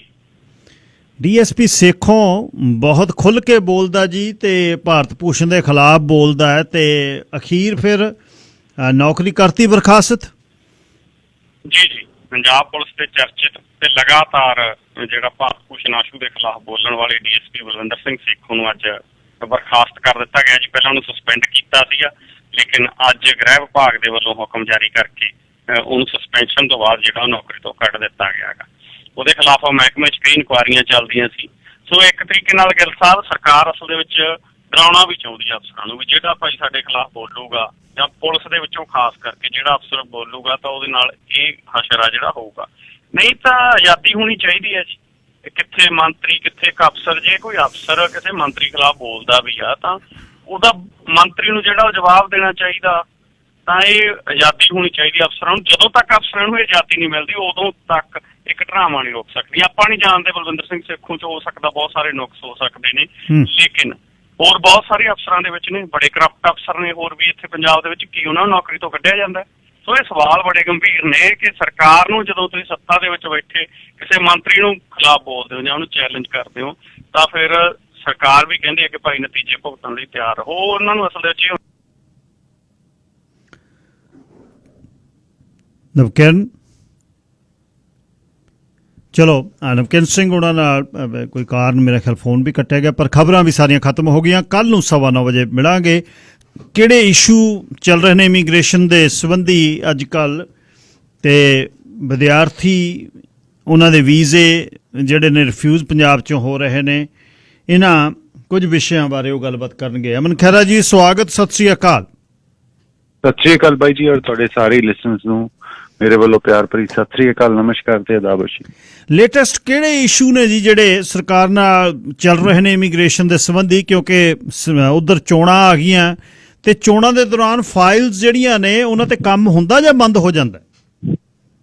ਨਹੀਂ ਬਾਈ ਜੀ, ਫਾਈਲਸ ਤੇ ਕੰਮ ਹੁੰਦਾ, ਪਰ ਸਰਕਾਰ ਨੇ ਕੁਝ ਅਨਾਉਂਸਮੈਂਟਸ ਕੀਤੀਆਂ ਨੇ ਜਿਹੜੀਆਂ ਸਪੈਸ਼ਲੀ ਇਲੈਕਸ਼ਨ ਨੂੰ ਮੇਨ ਰੱਖਦੇ ਹੋਏ, ਜਿਹਦੇ ਵਿੱਚ ਉਹਨਾਂ ਨੇ ਪੇਰੈਂਟਸ ਤੇ ਗ੍ਰੈਂਡ ਪੇਰੈਂਟਸ ਦੀ ਐਪਲੀਕੇਸ਼ਨ ਜਿਹੜੀ ਹੈ ਉਹਦੀ, ਜਿਵੇਂ ਆਪਾਂ ਪਹਿਲਾਂ ਜ਼ਿਕਰ ਕੀਤਾ ਸੀ ਵੀ ਇੱਕ ਲੋਟਰੀ ਸਿਸਟਮ ਦੇ ਰਾਹੀਂ ਐਪਲੀਕੇਸ਼ਨ ਨੂੰ ਸਿਲੈਕਟ ਕੀਤਾ ਜਾਂਦਾ। ਸੋ ਸਭ ਤੋਂ ਪਹਿਲਾਂ ਐਪਲੀਕੇਸ਼ਨ ਨੂੰ ਪੂਲ ਦੇ ਵਿੱਚ ਪਾਇਆ ਜਾਂਦਾ। ਸੋ ਸਰਕਾਰ ਨੇ ਹੁਣ ਜਿਹੜਾ 20 ਸਤੰਬਰ ਨੂੰ ਇਸ ਸਾਲ ਦੇ ਵਿੱਚ ਜਿਹੜਾ ਇਹ 30,000 ਐਪਲੀਕੇਸ਼ਨਾਂ ਪੂਲ ਦੇ ਵਿੱਚੋਂ ਪਿਕ ਕਰਨੀ ਹੈ। ਇਹ ਉਹ ਪੂਲ ਹੈ ਜਿਹੜਾ ਪਿਛਲੇ ਸਾਲ ਸਰਕਾਰ ਨੇ ਕ੍ਰੀਏਟ ਕੀਤਾ ਸੀ। ਸੋ ਜਿਹੜੇ ਐਪਲੀਕੈਂਟਸ ਨੇ ਜਿਨ੍ਹਾਂ ਨੇ ਸਪਾਂਸਰ ਕੀਤੇ ਸੀ ਆਪਣੇ ਪੇਰੈਂਟਸ ਗ੍ਰੈਂਡ ਪੇਰੈਂਟਸ, ਜਿਹੜੇ ਅਕਤੂਬਰ 13, 2020 ਤੋਂ ਲੈ ਕੇ ਨਵੰਬਰ 3, 2020 ਦੇ ਟਾਈਮ ਦੇ ਵਿੱਚ ਐਪਲੀਕੇਸ਼ਨਾਂ ਪਾਈਆਂ ਸੀ ਜਿਨ੍ਹਾਂ ਨੇ, ਉਹਨਾਂ ਦੀ ਐਪਲੀਕੇਸ਼ਨਾਂ ਪੂਲ ਦੇ ਵਿੱਚੋਂ ਸਰਕਾਰ ਸਿਲੈਕਟ ਕਰੇਗੀ 30,000 ਐਪਲੀਕੇਸ਼ਨਾਂ। ਇਹ ਜਿਹੜਾ ਸਿਲੈਕਸ਼ਨ ਹੈ ਬਾਈ ਜੀ ਹੋਏਗੀ ਸਤੰਬਰ 21 ਤੋਂ ਸ਼ੁਰੂ ਹੋ ਜਾਏਗੀ, ਔਰ ਉਸ ਤੋਂ ਬਾਅਦ 2 ਹਫ਼ਤੇ ਲਈ ਜਿਹੜਾ ਪ੍ਰੋਸੈਸ ਹੈ ਚੱਲੇਗਾ। ਸੋ ਉੱਥੇ ਸਰਕਾਰ ਇਹਨਾਂ ਐਪਲੀਕੇਸ਼ਨ ਨੂੰ ਚੈਰੀ ਪਿਕ ਕਰੇਗੀ, ਔਰ 30,000 ਜਿਹੜੀਆਂ ਐਪਲੀਕੇਸ਼ਨਸ ਨੇ ਉਹਨਾਂ ਦੇ ਜਿਹੜੇ ਪਿਕ ਕਰਨ ਤੋਂ ਬਾਅਦ ਪੂਲ ਨੂੰ ਐਕਸਪਾਇਰ ਕਰ ਦੇਗੀ, ਪੂਲ ਨੂੰ ਬੰਦ ਕਰ ਦੇਗੀ। ਸੋ ਇਹ ਜਿਹੜਾ ਸਰਕਾਰ ਨੇ ਅਨਾਊਂਸ ਕੀਤਾ, ਔਰ ਇਹ ਅਨਾਊਂਸਮੈਂਟ ਲਿਬਰਲ ਸਰਕਾਰ ਨੇ ਕੀਤੀ ਸੀ ਜਦੋਂ ਪਿਛਲੇ ਸਮੇਂ ਮਿਨਿਸਟਰ ਆਏ ਸੀਗੇ, ਆਈ ਥਿੰਕ ਜੁਲਾਈ ਦੇ ਵਿੱਚ ਮਹੀਨੇ ਦੇ ਵਿੱਚ ਉਹ ਸਰੀ ਆਏ ਸੀ, ਔਰ ਸਰੀ ਨੂੰ ਵੀ ਖਾਸ ਕਰਕੇ ਇਸ ਕਰਕੇ ਚੁਣਿਆ ਗਿਆ ਸੀ ਬਿਕਾਜ਼ ਇੱਥੇ ਇੱਕ ਬਹੁਤ ਜ਼ਿਆਦਾ ਕਨਸੈਂਟਰੇਟਡ ਪੋਪੂਲੇਸ਼ਨ ਹੈ ਆਪਣੇ ਭਾਈਚਾਰੇ ਦੀ। ਤੋ ਇਹ ਅਨਾਊਂਸਮੈਂਟ ਉਹਨਾਂ ਲਈ ਬਹੁਤ ਵੱਡੀ ਸੀਗੀ। ਤੋ ਪੋਲੀਟੀਕਲ ਐਂਗਲ ਤੋਂ ਵੀ ਇਹ ਜਿਹੜੀ ਅਨਾਊਂਸਮੈਂਟ ਹੈ ਇਹ ਕਾਫੀ ਵੈਲਿਊ ਰੱਖਦੀ ਹੈ, ਔਰ ਸਰਕਾਰ ਇਹਨੂੰ ਕੈਸ਼ ਇਨ ਕਰਨਾ ਚਾਹੁੰਦੀ ਹੈ। ਇਸ ਪਰਟੀਕੂਲਰ ਜਿਹੜੀ ਅਨਾਊਂਸਮੈਂਟ ਸੀ ਜਦੋਂ ਕੀਤੀ ਗਈ ਹੈ ਉਹ ਆਟੋਵਾ ਤੋਂ ਵੀ ਕਰੀ ਜਾ ਸਕਦੀ ਸੀ, ਪਰ ਉਹ ਸਪੈਸੀਫਿਕਲੀ ਸਰੀ ਚ ਆ ਕੇ ਬੜੀ ਧੂਮਧਾਮ ਨਾਲ ਅਨਾਊਂਸਮੈਂਟ ਕੀਤੀ ਸੀ, ਔਰ ਸਰਕਾਰ ਜਿਹੜੀ ਸਿਲੈਕਸ਼ਨ ਹੈ ਉਹ ਕਰਨਾ ਸ਼ੁਰੂ ਕਰ ਦੇਗੀ। ਅੱਛਾ ਖਹਿਰਾ ਸਾਹਿਬ, ਇੱਕ ਗੱਲ ਦੱਸਿਓ ਵੀ ਜਿਹੜੇ ਹੁਣ ਬਹੁਤ ਮੁੰਡੇ ਜਦ ਕਿਤੇ ਗੱਲ ਕਰ ਲਈਏ ਘੰਟਿਆਂ ਵੱਧੀ ਉਹ ਫੋਨ ਕਰਦੇ ਨੇ, ਜਿਹੜੇ ਸੁਪਰ ਵੀਜ਼ਾ ਤੇ ਮਾਪੇ ਆਏ ਨੇ, ਉਹ ਜਬਕ ਰਹੇ ਨੇ 4-4 ਸਾਲ 5-5 ਸਾਲ ਹੋ ਗਏ, ਕੋਈ ਮੈਡੀਕਲ ਬੈਨੀਫਿਟ ਨਹੀਂ ਉਹਨਾਂ ਦੇ ਕੋਲ। 30,000 ਦੁਨੀਆ ਦੇ ਉੱਪਰੋਂ ਬਾਹਰਲੇ ਬੰਨੋਂ ਤਾਂ ਲਿਆਉਣ ਦੀ ਕਾਹਲੀ ਹੈ, ਤੇ ਜਿਹੜੇ ਇੱਥੇ ਬੈਠੇ ਆ ਉਹਨਾਂ ਦਾ ਕੋਈ ਹੀਲਾ ਨਹੀਂ। ਜੀ ਬਿਲਕੁਲ ਬਾਈ ਜੀ, ਸਰਕਾਰ ਨੇ ਬੈਕਡੋਰ ਐਂਟਰੀ ਰੱਖੀ ਹੋਈ ਹੈ। ਇਮੀਗ੍ਰੇਸ਼ਨ ਐਕਟ ਦੇ ਵਿੱਚ ਇਹ ਪ੍ਰੋਵੀਜ਼ਨ ਹੈਗੀ ਹੈ। ਇਹ 2002 ਤੋਂ ਹੀ ਪ੍ਰੋਵੀਜ਼ਨ ਐਗਜ਼ਿਸਟ ਕਰਦੀ ਸੀ, ਪਰ ਪਹਿਲਾਂ ਇਹ ਪ੍ਰੋਵੀਜ਼ਨ ਨੂੰ ਜ਼ਿਆਦਾ ਯੂਜ਼ ਨਹੀਂ ਕਰਦੀਆਂ ਸੀ ਪਰਿਵਾਰ, ਬਿਕੋਜ਼ ਇਹ 'ਚ ਐਪਲੀਕੇਸ਼ਨ ਅਪਰੂਵਲ ਹਾਸਲ ਕਰਨਾ ਮੁਸ਼ਕਿਲ ਹੋ ਜਾਂਦਾ ਸੀ। ਬਿਕੋਜ਼ ਜਦੋਂ ਵੀ ਤੁਸੀਂ ਐਪਲੀਕੇਸ਼ਨ ਦਾਇਰ ਕਰਦੇ ਸੀ, ਜਦੋਂ ਪੇਰੈਂਟ ਗ੍ਰੈਂਡ ਪੇਰੈਂਟ ਦੀ ਐਪਲੀਕੇਸ਼ਨ ਫਸਟ ਕਮ ਫਸਟ ਸਰਵ ਦੇ ਬੇਸਿਸ ਤੇ ਖੁੱਲੀ ਹੋਈ ਸੀ। ਮੇਰੇ ਖਿਆਲ ਸਾਲ 2011 ਜਾਂ 12 ਦੇ ਵਿੱਚ ਕੰਜ਼ਰਵੇਟਿਵ ਸਰਕਾਰ ਨੇ ਮੋਰੇਟੋਰੀਅਮ ਲਾਇਆ ਸੀ, ਬੰਦ ਕੀਤੀਆਂ ਸੀ ਐਪਲੀਕੇਸ਼ਨਾਂ ਲੈਣੀਆਂ। ਮੈਂ ਥੋੜਾ ਜਿਹਾ ਪੁਰਾਣੇ ਸਮੇਂ ਦੇ ਵਿੱਚ ਜਾ ਰਿਹਾ, ਜਿਹੜੀ ਪਿਛਲੀ ਸਰਕਾਰ ਨੇ ਬੰਦਿਸ਼ਾਂ ਲਾਈਆਂ ਸੀ, ਜਿਹਦੇ 'ਚ ਉਹਨਾਂ ਨੇ ਪੇਰੈਂਟਸ ਤੇ ਗ੍ਰੈਂਡ ਪੇਰੈਂਟਸ ਦੀ ਐਪਲੀਕੇਸ਼ਨ ਨੂੰ ਰੋਕਿਆ ਸੀ, ਇਹ ਕਹਿ ਕੇ ਵੀ ਇਹਦੇ 'ਚ ਬੈਕਲੌਗ ਬਹੁਤ ਕ੍ਰੀਏਟ ਹੋ ਗਿਆ। ਪਰ ਉਹ ਬੈਕਲੌਗ ਜਿਹੜਾ ਉਹਨਾਂ ਨੇ ਉਹਦਾ ਸੋਲੂਸ਼ਨ ਕੱਢਿਆ, ਉਹ ਵੀ ਕੋਈ ਬਹੁਤ ਕਾਰਗਰ ਸੋਲੂਸ਼ਨ ਨਹੀਂ ਹੈ। ਸਭ ਤੋਂ ਪਹਿਲਾਂ ਤਾਂ ਬੜੀ ਲਿਮਿਟ ਰੱਖੀ ਵੀ ਸਿਰਫ 5000 ਜਿਹੜੇ ਪੇਰੈਂਟ ਗ੍ਰੈਂਡ ਪੇਰੈਂਟ ਦੀ ਐਪਲੀਕੇਸ਼ਨ ਹੈ ਉਹੀ ਸਿਲੈਕਟ ਕੀਤੀਆਂ ਜਾਣਗੀਆਂ। 5000 ਸਰਕਾਰ ਨੇ ਨੰਬਰ ਇਸ ਲਈ ਰੱਖਿਆ ਵੀ 12 ਤੋਂ 16000 ਦੇ ਕਰੀਬ ਹਰ ਸਾਲ ਜਿਹੜੇ ਪੇਰੈਂਟਸ ਗ੍ਰੈਂਡ ਪੇਰੈਂਟਸ ਨੇ ਉਹ ਕੈਨੇਡਾ ਦੇ ਵਿੱਚ ਦਾਖਲ ਹੁੰਦੇ ਨੇ ਪਰਿਵਾਰ ਦੇ ਸਮੇਤ। ਸੋ ਇੱਕ ਐਪਲੀਕੇਸ਼ਨ 'ਚ ਐਵਰੇਜ ਉਹਨਾਂ ਨੇ ਲਿਆ ਵੀ 2 ਜਾਂ 3 ਜੀ ਜਿਹੜੇ ਨੇ ਉਹ ਐਪਲੀਕੇਸ਼ਨ ਦਾ ਪਾਰਟ ਹੁੰਦੇ ਨੇ। ਸੋ ਤਕਰੀਬਨ ਇਹ ਜਿਹੜਾ ਕੋਟਾ ਅਸੀਂ ਨਿਸ਼ਚਿਤ ਕੀਤਾ ਹੋਇਆ। ਸੋ ਜੇ ਉਹਨਾਂ ਨੇ ਕੋਟਾ ਵਧਾਉਣਾ ਸੀ, ਉਹ ਵਧਾਉਣਾ ਚਾਹੀਦਾ ਸੀ ਜਿਹੜੇ ਕੈਨੇਡਾ ਦੇ ਵਿੱਚ ਦਾਖਲ ਹੋ ਰਹੇ ਨੇ ਪੇਰੈਂਟਸ। ਸੋ ਉਹਨਾਂ ਨੇ ਉਹ ਕੋਟੇ ਨੂੰ ਬਿਲਕੁਲ ਨਹੀਂ ਛੇੜਿਆ, ਉਹਨਾਂ ਨੇ ਬਲਕਿ ਜਿਹੜਾ ਇਨਟੇਕ ਪ੍ਰੋਸੈਸ ਹੈ ਉਹਨੂੰ ਜਿਹੜਾ ਹੈਗਾ ਲਿਮਿਟ ਕਰਤਾ। ਨਾਓ ਜਿਹੜੀ ਲਿਬਰਲ ਸਰਕਾਰ ਜਦੋਂ ਆਈ ਸੀ, ਉਹਨਾਂ ਨੇ ਕਿਹਾ ਸੀ ਵੀ ਅਸੀਂ ਜਿਹੜਾ ਪੇਰੈਂਟ ਤੇ ਗ੍ਰੈਂਡ ਪੇਰੈਂਟ ਦੀ ਐਪਲੀਕੇਸ਼ਨ ਨੂੰ ਡਬਲ ਕਰਾਂਗੇ। ਸੋ ਇਹ ਵੀ ਜਿਹੜੀ ਅਨਾਉਂਸਮੈਂਟ ਸੀ, ਇਹਦਾ ਮਤਲਬ ਹੈ ਜਿਹੜਾ ਇਨਟੇਕ ਹੈ ਉਹਨੂੰ ਡਬਲ ਕਰਤਾ। ਪਰ ਜਿਹੜਾ ਆਉਣ ਵਾਲੇ ਜਿਵੇਂ ਮੈਂ ਜ਼ਿਕਰ ਕਰ ਰਿਹਾ ਵੀ 12 ਤੋਂ 16000 ਹੈ, ਆਉਣ ਵਾਲੇ ਕੈਨੇਡਾ 'ਚ ਜਿਹੜੇ ਵੈਲਕਮ ਕਰੇ ਜਾਂਦੇ ਨੇ ਪੇਰੈਂਟ ਗ੍ਰੈਂਡ ਪੇਰੈਂਟ, ਉਹ ਤੇ ਫਿਰ ਉਹੀ ਲਿਮਿਟ ਲੱਗੀ ਹੋਈ ਹੈ। ਇਟ ਮੀਨਸ ਉਹ ਜਿਹੜਾ ਬੈਕਲੌਗ ਹੈ ਉਹ ਵੱਧਦਾ 12 ਮਹੀਨੇ ਤੋਂ ਵੱਧ ਕੇ 1.5 ਸਾਲ 2 ਸਾਲ, ਹੁਣ ਕਰੋਨਾ ਦੀ ਵਜ੍ਹਾ ਕਰਕੇ ਕਹਿੰਦੇ 3 ਸਾਲ ਤੋਂ ਪਲੱਸ ਜਿਹੜਾ ਸਮਾਂ ਲੱਗੇਗਾ। ਔਰ ਖਾਸ ਕਰਕੇ ਹੁਣ ਜਿਹੜੀ ਸਰਕਾਰ ਨੇ ਨਿਊ ਦਿੱਲੀ ਵੀਜ਼ਾ ਪੋਸਟ ਨੂੰ ਚੁਣਿਆ ਅਫਗਾਨ ਰਿਫਿਊਜੀਜ਼ ਦੀ ਐਪਲੀਕੇਸ਼ਨ ਪ੍ਰੋਸੈਸ ਕਰਨ ਦੇ ਲਈ, ਕਿਉਂਕਿ ਇਹ ਵੀ ਅਨਾਉਂਸ ਕੀਤਾ ਵੀ 20000 ਜਿਹੜਾ ਅਫਗਾਨ ਰਿਫਿਊਜੀ ਹੈ ਉਹਨੂੰ ਬੁਲਾਇਆ ਜਾਏਗਾ। ਜਿਵੇਂ ਸੀਰੀਅਨ ਰਿਫਿਊਜੀ ਨੂੰ ਪਹਿਲਾਂ ਬੁਲਾਇਆ ਗਿਆ ਸੀ, ਉਸੇ ਤਰ੍ਹਾਂ 20000 ਜਿਹੜੇ ਅਫਗਾਨ ਰਿਫਿਊਜੀਜ਼ ਨੇ ਉਹਦੀ ਐਪਲੀਕੇਸ਼ਨ ਨੂੰ ਪ੍ਰੋਸੈਸ ਕੀਤਾ ਜਾਏਗਾ।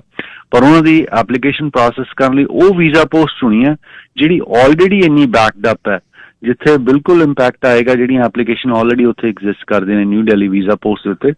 ਸੋ ਮੇਰੇ ਕਹਿਣ ਤੋਂ ਭਾਵ ਹੈ ਜਿਹੜੀ ਪੇਰੈਂਟ ਗ੍ਰੈਂਡ ਪੇਰੈਂਟ ਦੀ ਐਪਲੀਕੇਸ਼ਨ ਹੈ, ਸਰਕਾਰ ਨੂੰ ਜਿਹੜਾ ਅਸਲੀ ਮੁੱਦਾ ਹੈਗਾ ਉਹ ਹੈਗਾ ਵੀ ਨੰਬਰ ਆਫ ਐਪਲੀਕੇਸ਼ਨ ਜਿਹੜੀਆਂ ਕੈਨੇਡਾ ਦੇ ਵਿੱਚ ਪ੍ਰੋਸੈਸ ਕਰਕੇ ਬੁਲਾਇਆ ਜਾਂਦਾ ਇੰਡੀਵਿਜੂਅਲਸ ਨੂੰ, ਉਹਨੂੰ ਵਧਾਉਣਾ ਚਾਹੀਦਾ, ਨਾ ਕਿ ਜਿਹੜਾ ਇਨਟੇਕ ਪ੍ਰੋਸੈਸ ਹੈ। ਨਾ ਸਰਕਾਰ ਨੇ ਪਿਛਲੇ ਲਿਬਰਲ ਸਰਕਾਰ ਨੇ ਇਹ ਅਨਾਉਂਸਮੈਂਟ ਕੀਤੀ ਸੀ ਵੀ ਅਸੀਂ ਜਿਹੜਾ ਕੋਟਾ 10000 ਤੋਂ ਵਧਾ ਕੇ 20000 ਕਰ ਦਾਂਗੇ। ਔਰ ਲਾਸਟ ਈਅਰ ਇਹ ਚੀਜ਼ ਜਦੋਂ ਮਾਫ ਕਰਨਾ ਇਸੇ ਸਾਲ ਜਨਵਰੀ ਦੇ ਵਿੱਚ ਜਦੋਂ ਐਪਲੀਕੇਸ਼ਨ ਦੀ ਸਭ ਤੋਂ ਪਹਿਲਾਂ ਡਰਾਅ ਕੱਢਿਆ ਗਿਆ ਸੀ, ਉਦੋਂ 20000 ਨਹੀਂ ਕੱਢਿਆ ਸੀ, ਉਦੋਂ ਸਿਰਫ ਉਹਨਾਂ ਨੇ 10000 ਕੱਢਿਆ ਸੀ। ਬਿਕੋਜ਼ ਸਰਕਾਰ ਨੂੰ ਦਿਖਦਾ ਸੀ ਵੀ ਇਸ ਸਾਲ ਇਲੈਕਸ਼ਨ ਹੋਏਗੀ ਔਰ ਸਰਕਾਰ ਜਦੋਂ ਐਪਲੀਕੇਸ਼ਨਾਂ ਪਹਿਲਾਂ ਪਿਕ ਕਰੇਗੀ ਤਾਂ ਲੋਕਾਂ ਦੀ ਜਿਹੜੀ ਮੈਮਰੀ ਹੁੰਦੀ ਹੈ ਉਹ ਬਹੁਤ ਸ਼ਾਰਟ ਹੁੰਦੀ ਹੈ। ਜੇ ਸ਼ਾਰਟ ਲਿਵਡ ਮੈਮਰੀ ਹੈਗੀ, ਦੈਟ ਮੀਨਸ ਜੇ ਉਹ ਪਹਿਲਾਂ ਐਪਲੀਕੇਸ਼ਨਾਂ ਪਿਕ ਹੋ ਜਾਣਗੀਆਂ ਤੇ ਲੋਕ ਭੁੱਲ ਜਾਣਗੇ ਸਤੰਬਰ ਦੇ ਵਿੱਚ। ਸੋ ਇਹ ਜਿਹੜੀਆਂ ਐਪਲੀਕੇਸ਼ਨਾਂ ਇੰਟੈਂਸ਼ਨਲੀ ਹੁਣ ਖੋਲੀਆਂ ਗਈਆਂ ਨੇ ਮਿਡਲ ਆਫ ਦ ਈਅਰ, ਤਾਂ ਕਿ ਜਿਹੜੇ ਵੋਟਰਸ ਨੂੰ ਇੱਕ ਪ੍ਰਭਾਵ ਜਾ ਸਕੇ ਵੀ ਜਿਹੜੇ ਪੇਰੈਂਟਸ ਗ੍ਰੈਂਡ ਪੇਰੈਂਟਸ ਨੇ ਉਹ ਤੁਹਾਡੇ ਕੈਨੇਡਾ ਦੇ ਵਿੱਚ ਜਲਦੀ ਆ ਸਕਦੇ ਨੇ। ਤੇ ਲਿਬਰਲ ਸਰਕਾਰ ਜਿਹੜੀ ਹੈ ਉਹ ਐਫਰਟ ਕਰ ਰਹੀ ਹੈ।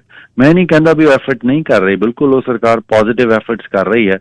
ਬਟ ਇਹਦੇ ਨਾਲ ਸਰਕਾਰ ਨੂੰ ਇਹ ਵੀ ਚਾਹੀਦਾ ਵੀ ਜਿਹੜੀਆਂ ਕੁਝ ਪਾਲਿਸੀਜ਼ ਕੰਜ਼ਰਵੇਟਿਵ ਸਰਕਾਰ ਦੀਆਂ ਲਿਆਂਦੀਆਂ ਹੋਈਆਂ ਸੀ ਉਹਨੂੰ ਸਟਿਲ ਕੈਰੀ ਫਾਰਵਰਡ ਕੀਤਾ ਹੋਇਆ, ਖਾਸ ਕਰਕੇ ਜਿਹੜਾ 20 ਸਾਲ ਦੀ ਕਮਿਟਮੈਂਟ ਰੱਖੀ ਹੋਈ ਹੈ। ਕਿਊਬੈਕ ਤਾਂ ਅੱਜ ਵੀ ਇਸ ਪੋਜੀਸ਼ਨ 'ਚ ਅੜਿਆ ਹੋਇਆ ਇਮੀਗ੍ਰੇਸ਼ਨ ਸਿਸਟਮ ਦੇ ਵਿੱਚ, ਜਿੱਥੇ ਉਹਨਾਂ ਨੇ 20 ਸਾਲ ਦੀ ਬਜਾਏ 10 ਸਾਲ ਹੈ ਉੱਥੇ ਕਮਿਟਮੈਂਟ। ਜੇ ਤੁਸੀਂ ਆਪਣੇ ਪੇਰੈਂਟ ਨੂੰ ਸਪਾਂਸਰ ਕਰਦੇ ਹੋ ਤਾਂ ਅੰਡਰਟੇਕਿੰਗ ਸਿਰਫ 10 ਸਾਲ ਦੀ ਬਣਦੀ ਹੈ। ਪਰ ਜੇ ਤੁਸੀਂ ਅਦਰ ਦੈਨ ਕਿਊਬੈਕ ਕਿਤੇ ਵੀ ਸਪਾਂਸਰ ਕਰਦੇ ਹੋ ਆਪਣੇ ਪੇਰੈਂਟ ਗ੍ਰੈਂਡ ਪੇਰੈਂਟ ਜਾਂ ਡਿਪੈਂਡੈਂਟ ਨੂੰ, ਤਾਂ ਫਿਰ ਤੁਹਾਡੀ ਕਮਿਟਮੈਂਟ ਜਿਹੜੀ ਅੰਡਰਟੇਕਿੰਗ ਦੀ ਉਹ 20 ਸਾਲ ਹੋ ਜਾਂਦੀ ਹੈ। ਇਸ ਤੋਂ ਇਲਾਵਾ ਜਿਹੜੀ ਡਿਪੈਂਡੈਂਟ ਚਾਈਲਡ ਹੈ, ਅਗੇਨ ਉਹਦੀ ਲਿਬਰਲ ਸਰਕਾਰ ਨੇ ਕੰਜ਼ਰਵੇਟਿਵ ਸਰਕਾਰ ਦੀ ਜਿਹੜੀ ਪੁਰਾਣੀ ਨੀਤੀ ਸੀ ਉਹਨੂੰ ਬਦਲਿਆ ਜ਼ਰੂਰ, ਉਹਨੂੰ 19 ਸਾਲ ਤੋਂ 22 ਸਾਲ ਕੀਤਾ, ਬਟ ਉਹਦੀ ਡੈਫੀਨੇਸ਼ਨ ਨੂੰ ਪੂਰੀ ਤੇ ਮੁਕੰਮਲ ਤਰੀਕੇ ਨਾਲ ਚੇਂਜ ਨਹੀਂ ਕੀਤਾ। 22 ਸਾਲ ਉਹਨਾਂ ਨੇ ਸਟ੍ਰਿਕਟਲੀ ਕਰਤਾ ਏਜ ਡਿਪੈਂਡੈਂਟ। ਨਾ ਆਪਣੀ ਕਮਿਊਨਿਟੀ ਦੇ ਵਿੱਚ ਬਹੁਤ ਇਹੋ ਜਿਹੇ ਜਿਹੜੇ ਡਿਪੈਂਡੈਂਟ ਚਾਈਲਡ ਹੈ, ਜਿਹੜੇ PhD ਜਾਂ ਮਾਸਟਰਸ ਕਰਦੇ, ਪੜ੍ਹਾਈ ਕਰਦੇ ਕਰਦੇ ਉਹਦੀ ਉਮਰ 22 ਸਾਲ ਨੂੰ ਕ੍ਰਾਸ ਕਰ ਜਾਂਦੀ ਹੈ, ਤਾਂ ਉਹ ਡਿਪੈਂਡੈਂਸੀ ਤੋਂ ਬਾਹਰ ਹੋ ਜਾਂਦੇ ਨੇ। ਫਾਈਨੈਂਸ਼ੀਅਲੀ ਔਰ ਸਬਸਟੈਂਸ਼ੀਅਲੀ ਉਹ ਪੇਰੈਂਟਸ ਤੇ ਡਿਪੈਂਡੈਂਟ ਹੁੰਦੇ ਨੇ, ਪਰ ਕਿਉਂਕਿ ਹੁਣ ਏਜ ਸਟ੍ਰਿਕਟ ਡਿਪੈਂਡੈਂਸੀ ਹੈ, ਮੀਨਸ 22 ਸਾਲ ਤੋਂ ਉੱਪਰ ਹੈ, ਉਹ ਕੈਨੇਡਾ ਦੇ ਵਿੱਚ ਡਿਪੈਂਡੈਂਟ ਚਾਈਲਡ ਮੰਨੇ ਨਹੀਂ ਜਾਏਗਾ, ਤਾਂ ਫਿਰ ਉਹ ਜਿਹੜੇ ਸਾਰੇ ਪਰਿਵਾਰ ਦੇ ਮੈਂਬਰ ਨੇ ਤੁਹਾਡੇ ਪਿੱਛੇ ਰਹਿ ਜਾਣਗੇ। ਤੋ ਇਸ ਤੋਂ ਇਲਾਵਾ ਜਿਹੜੀ ਸਰਕਾਰ ਨੇ 30 ਜਿਹੜੀ ਕੰਜ਼ਰਵੇਟਿਵ ਸਰਕਾਰ ਸੀ, ਉਹਨਾਂ ਨੇ 30% ਵਧਾਤੀ ਸੀ ਜਿਹੜੀ ਲੋ ਇਨਕਮ ਕੱਟ ਆਫ ਹੈ, ਜਿਹੜੀ ਜਦੋਂ ਤੁਸੀਂ ਪੇਰੈਂਟ ਗ੍ਰੈਂਡ ਪੇਰੈਂਟ ਨੂੰ ਸਪਾਂਸਰ ਕਰਦੇ ਹੋ ਤਾਂ ਤੁਹਾਨੂੰ ਇੱਕ ਸਰਟਨ ਇਨਕਮ ਰਿਕੁਆਇਰਡ ਹੁੰਦੀ ਹੈ, ਤਾਂ ਉਹਨੂੰ ਸਰਕਾਰ ਨੇ 30% ਵਧਾਇਆ ਸੀ। ਨਾਟ ਓਨਲੀ ਵਧਾਇਆ ਸੀ, ਉਹਨਾਂ ਨੇ ਪਿੱਛੇ 3 ਸਾਲ ਦੀ ਇਨਕਮ ਮੰਗੀ ਜਾਂਦੀ ਸੀ। ਸੋ ਲਿਬਰਲ ਸਰਕਾਰ ਨੇ ਇਹਨੂੰ ਬਦਲਿਆ ਨਹੀਂ, ਉਹ 3 ਸਾਲ ਦੀ ਬਰਕਰਾਰ ਹੈ, ਕਿਉਂਕਿ ਜਿਹੜੇ ਇਹ ਪ੍ਰੋਸੈਸ ਹੈ ਫਿਰ ਸਿਰਫ ਐਂਡ ਸਿਰਫ ਉਹਨਾਂ ਵਿਅਕਤੀਆਂ ਦਾ ਬਣ ਗਿਆ ਜਿਨ੍ਹਾਂ ਕੋਲ ਪੈਸਾ ਹੈ ਜਾਂ ਜਿਹੜਾ ਬਹੁਤ ਹੈਵੀ ਟੈਕਸ ਜਿਹੜਾ ਫਾਈਲ ਕਰ ਰਹੇ ਨੇ। ਕੁਛ ਹੋਰ ਅਖੀਰ 'ਚ 30 ਸੈਕਿੰਡ ਕੁਛ ਗੱਲਬਾਤ ਕਰਨੀ ਚਾਹੋ ਜੀ? ਜੀ ਬਿਲਕੁਲ, ਇਹ ਸਤੰਬਰ 20 ਤੋਂ ਐਪਲੀਕੇਸ਼ਨਾਂ ਸਰਕਾਰ ਲੋਟਰੀ ਸਿਸਟਮ 'ਚ ਖੋਲ੍ਹੇਗੀ, ਔਰ ਤੁਸੀਂ ਆਪਣੇ ਈਮੇਲਸ ਨੂੰ ਜ਼ਰੂਰ ਚੈੱਕ ਕਰਨਾ ਹੈ, ਖਾਸ ਕਰਕੇ ਜੇ ਤੁਹਾਡੀ ਈਮੇਲ ਟਰੈਸ਼ ਦੇ ਵਿੱਚ ਵੀ ਜਾ ਸਕਦੀ ਹੈ ਤਾਂ ਤੁਸੀਂ ਇਨਬਾਕਸ ਨਹੀਂ ਦੇਖਣਾ, ਟਰੈਸ਼ ਵੀ ਦੇਖਣਾ। ਜੇ ਤੁਸੀਂ ਈਮੇਲ ਆਪਣੀ ਲੂਜ਼ ਕਰ ਗਏ ਹੋ ਜਾਂ ਤੁਹਾਨੂੰ ਕਨਫਰਮੇਸ਼ਨ ਨੰਬਰ ਨਹੀਂ ਆਇਆ ਜਦੋਂ ਤੁਸੀਂ ਅਕਤੂਬਰ 'ਚ ਫਾਈਲ ਕੀਤਾ, ਪਲੀਜ਼ ਸਾਡੇ ਆਫਿਸ ਨੂੰ ਕੰਟੈਕਟ ਕਰੋ। ਜਦੋਂ ਵੀ ਤੁਹਾਡੀ ਸਿਲੈਕਸ਼ਨ ਹੁੰਦੀ ਹੈ ਤਾਂ ਇਮੀਡੀਏਟਲੀ ਸਾਡੇ ਆਫਿਸ ਨੂੰ ਕੰਟੈਕਟ ਕਰਕੇ ਅਗਲੀ ਜਾਣਕਾਰੀ ਜਿਹੜੀ ਲੈ ਸਕਦੇ। ਧੰਨਵਾਦ ਜੀ, ਸ਼ੁਭ ਸ਼ਾਮ। Thank you. Aman Khaira CWC ਤੋਂ ਗੱਲਬਾਤ ਕਰ ਰਹੇ ਸੀ। ਇਹ ਪੇਡ ਸੈਗਮੈਂਟ ਹੁੰਦੀ ਹੈ ਉਹਨਾਂ ਦੀ, ਤੇ ਪ੍ਰੋਗਰਾਮ ਤੁਹਾਡੇ ਤੱਕ ਗਗਨ ਸਿੰਘ, ਪੰਜਾਬ ਫੋਰੈਕਸ 604 349 1313, ਦਾਅਵਾ ਤੇ ਵਾਅਦਾ ਪੱਕਾ, ਡਾਲਰ ਦੇ ਤੇ ਰੁਪਈਏ, ਪੰਜਾਬ ਰੁਪਈਏ ਫੜਾ ਤੇ ਡਾਲਰ ਇੱਥੇ 12 ਘੰਟੇ ਹੀ ਲੱਗਦੇ ਆ। ਬੇਸੋਚ ਹੋ ਕੇ ਰਕਮ ਫੜਾ ਦਿਓ ਤੇ ਰਕਮ ਉੱਥੇ ਲੈ ਲਿਓ। 604 349 1313, ਗਗਨ ਸਿੰਘ, ਦਾਅਵਾ ਤੇ ਵਾਅਦਾ ਪੱਕਾ। ਖਬਰਾਂ ਸੁਣਾ ਦਈਏ, ਖਬਰਾਂ ਤੋਂ ਬਾਅਦ ਆ ਕੇ ਫੇਰ ਗੱਲ ਤੋਰਦੇ ਹਾਂ, ਇੱਕ ਦਾ ਗੀਤ ਵੀ ਸੁਣਾਵਾਂਗੇ ਤੇ ਨਾਲ ਫਿਰ ਵਿਆਹ ਵਾਲੀ ਕਹਾਣੀ ਸੁਣਾਵਾਂਗੇ। ਕਦੇ ਉਹ ਵੀ ਵਿਆਹ ਹੁੰਦੇ ਸੀ 15 ਸਾਲ ਦੀ ਉਮਰ 'ਚ, ਫਿਰ 15 ਸਾਲ ਉਡੀਕੀ ਜਾਣਾ ਵੀ ਕਦ ਮਕਲਾਵਾ ਹੋਊ, ਤੇ ਘੁੱਗ ਵਸਦੇ ਲੋਕ ਸੀ, ਖੁਸ਼ ਸੀ, ਤੇ ਮੁੰਡਾ ਸਹੁਰਿਆਂ ਦੇ ਏਰੀਏ 'ਚ ਮੇਲਾ ਦੇਖਣ ਵੀ ਨਹੀਂ ਸੀ ਆ ਸਕਦਾ, ਇਹੋ ਜਿਹਾ ਵਿਧੀ ਵਿਧਾਨ ਸੀ। ਪਰ ਉਸ ਘੁੰਡ ਦੇ ਵਿੱਚ ਬਹੁਤ ਸੰਵੇਦਨਸ਼ੀਲਤਾ ਸੀ, ਬਹੁਤ ਖਿੱਚ ਸੀ। ਹੁਣ ਜੋਟੀਆਂ ਪਾਈਆਂ ਹੋਈਆਂ ਨੇ ਪਰ ਵਿਆਹ ਨਹੀਂ ਸਿਰੇ ਚੜ੍ਹਦੇ। ਕਰਦੇ ਹਾਂ ਗੱਲ। ਜਦ ਤੱਕ ਮਿਲੇ ਇੱਕ ਫਲ ਸਭ ਤੋਂ ਸਿਰਮੌਰ ਆ ਸਾਰੇ ਫਲਾਂ ਦੇ ਵਿੱਚੋਂ, ਤਰਬੂਜ਼, ਵਾਟਰਮੈਲਨ, ਹਦਵਾਣਾ ਜਿਹਨੂੰ ਕਹਿੰਦੇ ਨੇ, 50-60 ਸੈਂਟ ਦਾ ਪਾਉਂਡ ਆਉਂਦਾ ਹੈ, ਤੇ ਚੰਗਾ ਤੁਸੀਂ ਕਹਿ ਦਿਓ ਵੀ ਇੰਨਾ ਕੁ ਹੈ, ਤੁਸੀਂ ਗੱਲ ਇਹ ਛੱਡ ਦਿਓ। ਪੰਜਾਬੀਆਂ ਨੂੰ ਪਾਣੀ ਪੀਣ ਦੀ ਘੱਟ ਆਦਤ ਹੈ, ਪਾਣੀ ਵੀ ਪੂਰਾ ਹੁੰਦਾ ਹੈ। ਮਰਦਾਂ ਦੀ ਸਿਹਤ ਲਈ ਤਰਬੂਜ਼ ਉਈਓ ਬਹੁਤ ਚੰਗਾ, ਤੇ ਇਸ ਨੂੰ ਸਮੂਥੀ ਵੀ ਜਿਹੜੀ ਕਹਿੰਦੇ ਆਪਾਂ, ਉਹ ਬਣਾ ਕੇ ਚੁਕੰਦਰ ਵਿੱਚ ਤੇ ਨਾਲ ਤਰਬੂਜ਼ ਤੇ ਗਾਜਰ ਵੀ ਪਾ ਸਕਦੇ ਹੋ। ਅਦਰਕ ਦਾ ਅੱਧਾ ਇੰਚ ਦਾ ਟੁਕੜਾ ਬਸ ਰਿੜਕ ਦਿਓ ਤੇ ਭਰ ਕੇ ਆਪਣਾ ਅੱਧਾ ਜੱਗ ਰੱਖੋ ਕੋਲ, ਸੁੱਟੀ ਚੱਲੋ।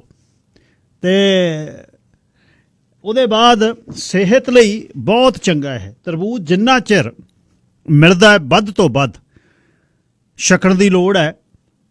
ਤੇ ਮੌਸਮੀ ਫਲ ਹੀ ਸਦਾ ਵਧੀਆ ਹੁੰਦੇ ਨੇ, ਬੇਮੌਸਮੀ ਫਲ ਨਹੀਂ ਤੇ ਬੇਮੌਸਮੀ ਸਬਜ਼ੀ ਨਹੀਂ। ਤਰਬੂਜ਼ ਨੂੰ ਵੱਧ ਤੋਂ ਵੱਧ, ਹਦਵਾਣਾ ਨੂੰ, ਵਾਟਰਮੈਲਨ ਨੂੰ ਵਰਤੋ ਜਿੰਨਾ ਵਰਤ ਸਕਦੇ ਹੋ। ਈਵਨ ਇਹ ਤਾਂ ਇਹਨੂੰ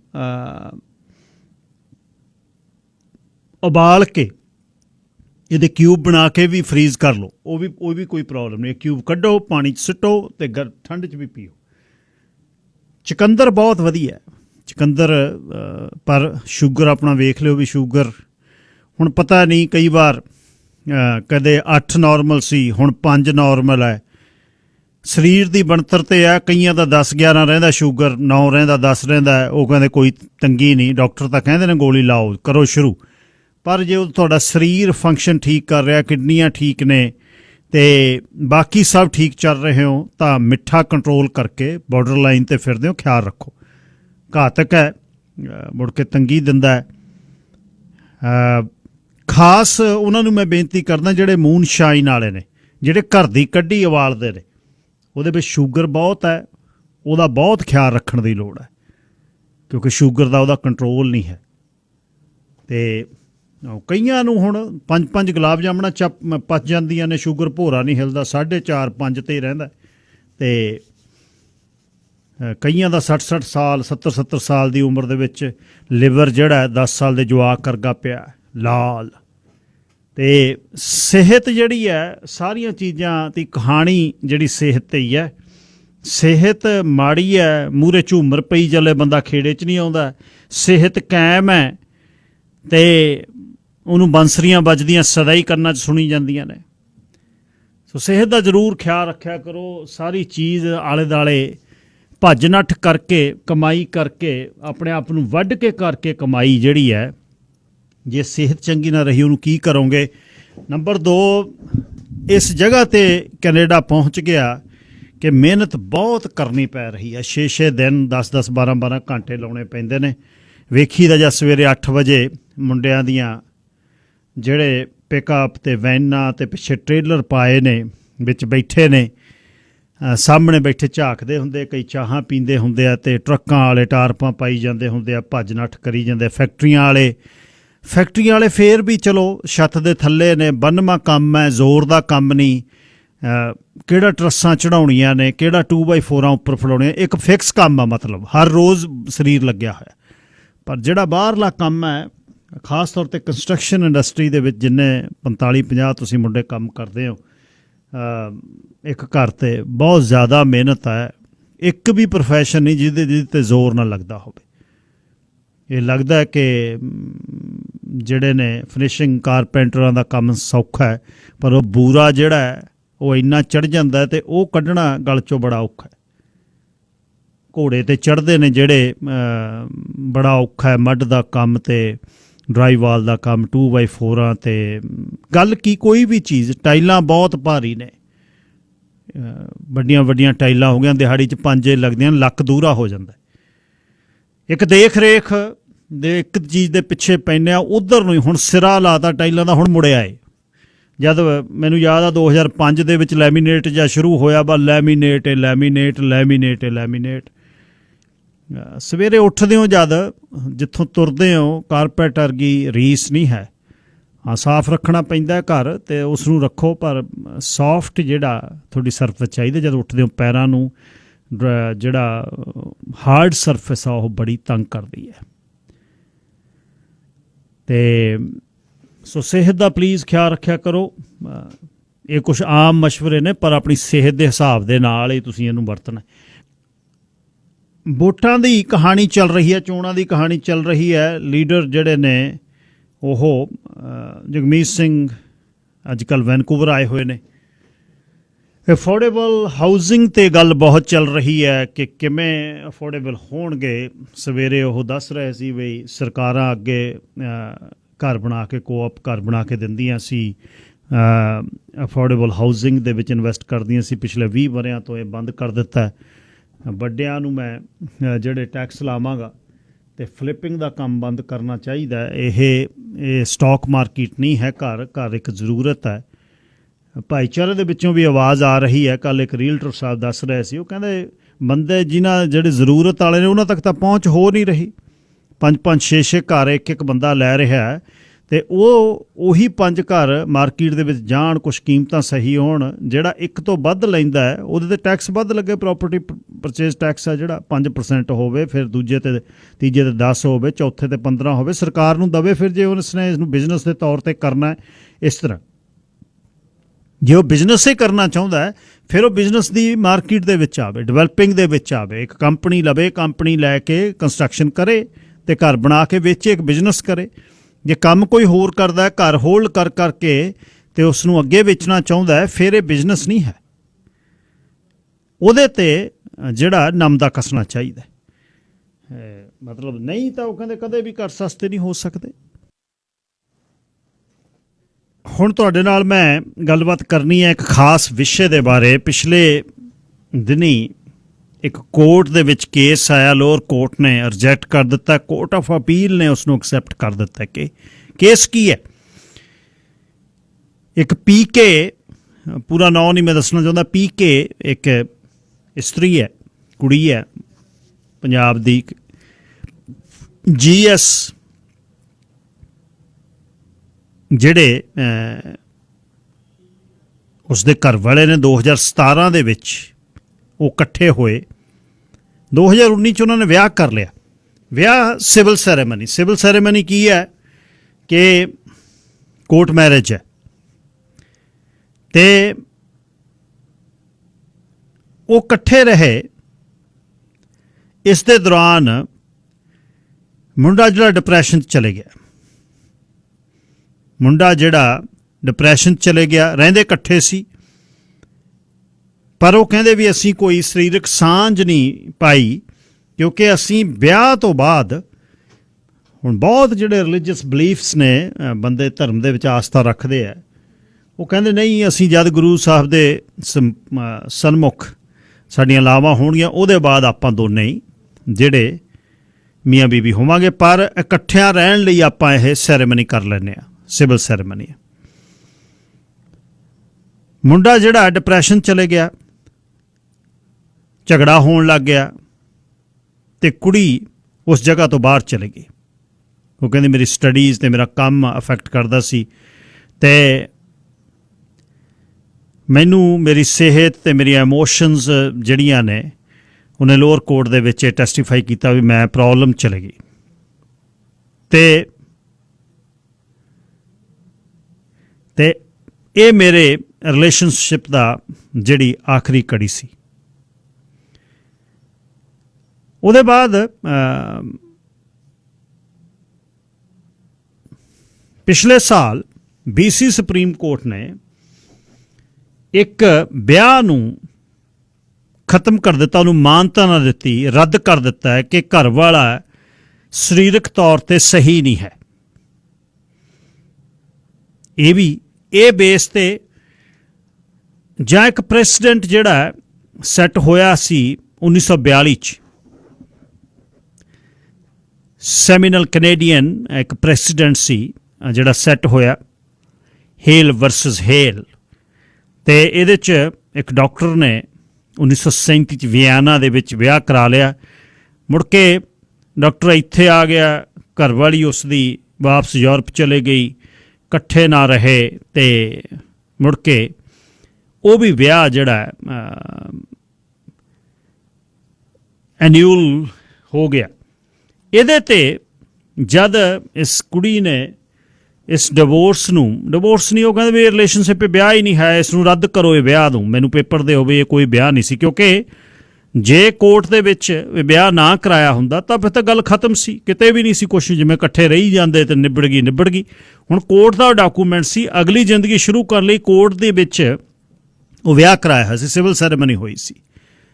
ਤੇ ਉਹਦੇ ਬਾਅਦ ਜਦ ਉਸਨੇ ਇਸ ਤੇ ਕੀਤਾ ਕਿ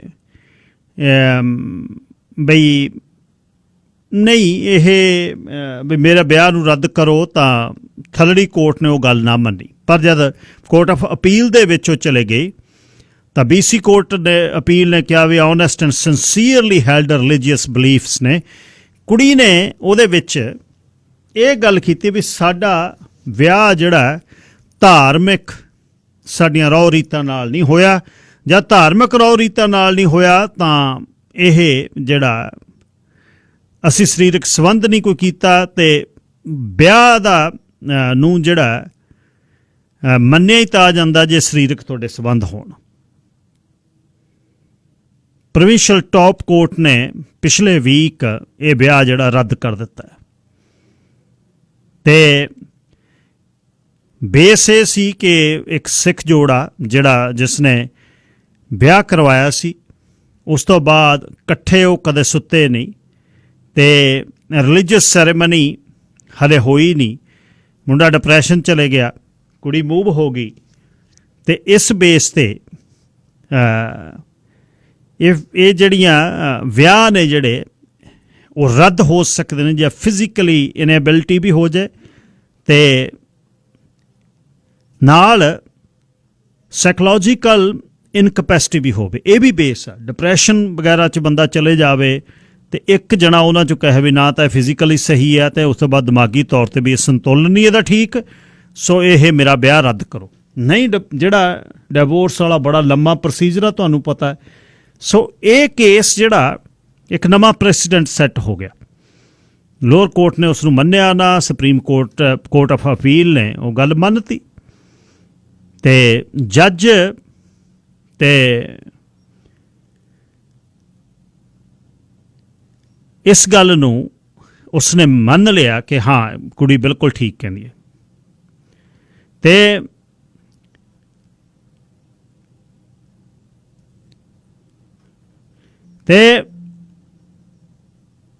ਕੁੜੀ ਜਿਹੜੀ ਕਹਿ ਰਹੀ ਹੈ ਉਸਨੇ ਇਸ ਨੂੰ ਇਸ ਤਰੀਕੇ ਨਾਲ ਨਹੀਂ, ਇਸ ਕੁੜੀ ਨੇ ਇਸ ਨੂੰ ਪਰਸਿਊ ਕੀਤਾ ਕਿ ਇਹ ਵਿਆਹ ਫਿਜ਼ੀਕਲ ਰਿਲੇਸ਼ਨ ਕਰਕੇ ਨਹੀਂ ਹੈ, ਪਰ ਉਹ ਕਹਿੰਦੀ ਰਿਲੀਜੀਅਸ ਬਲੀਫਸ ਨੇ ਮੇਰੇ ਧਾਰਮਿਕ, ਮੇਰੀਆਂ ਰਹੁ ਰੀਤਾਂ ਜਦ ਤੱਕ ਮੈਂ ਗੁਰੂ ਮਹਾਰਾਜ ਦੇ ਸਨਮੁਖ ਲਾਵਾਂ ਨਹੀਂ ਲੈਂਦੀ ਇਹ ਵਿਆਹ ਨਹੀਂ ਹੈ। ਤੇ ਉਦੋਂ ਪਹਿਲਾਂ ਹੀ ਸਾਡਾ ਵਿਆਹ ਟੁੱਟ ਗਿਆ, ਮੁੰਡਾ ਡਿਪਰੈਸ਼ਨ ਚਲੇ ਗਿਆ, ਮੈਂ ਮੂਵ ਹੋ ਗਈ, ਇਟਸ ਨਥਿੰਗ ਦੇਅਰ। ਤੇ ਹੁਣ ਇਹ ਹੋਰ ਵੀ BC ਸੁਪਰੀਮ ਕੋਰਟ ਦੇ ਵਿੱਚ ਮੈਂ ਤੁਹਾਨੂੰ ਦੱਸਿਆ ਕਿ ਉਹਨਾਂ ਨੇ ਫਿਜ਼ੀਕਲ ਬੇਸ ਦਿੱਤਾ। BC ਸੁਪਰੀਮ ਕੋਰਟ ਨੇ ਇੱਕ ਵਿਆਹ ਰੱਦ ਕੀਤਾ ਕਿ ਹਸਬੈਂਡ ਜਿਹੜਾ ਉਹ ਫਿਜ਼ੀਕਲੀ ਫਿੱਟ ਨਹੀਂ ਵਿਆਹ ਦੇ।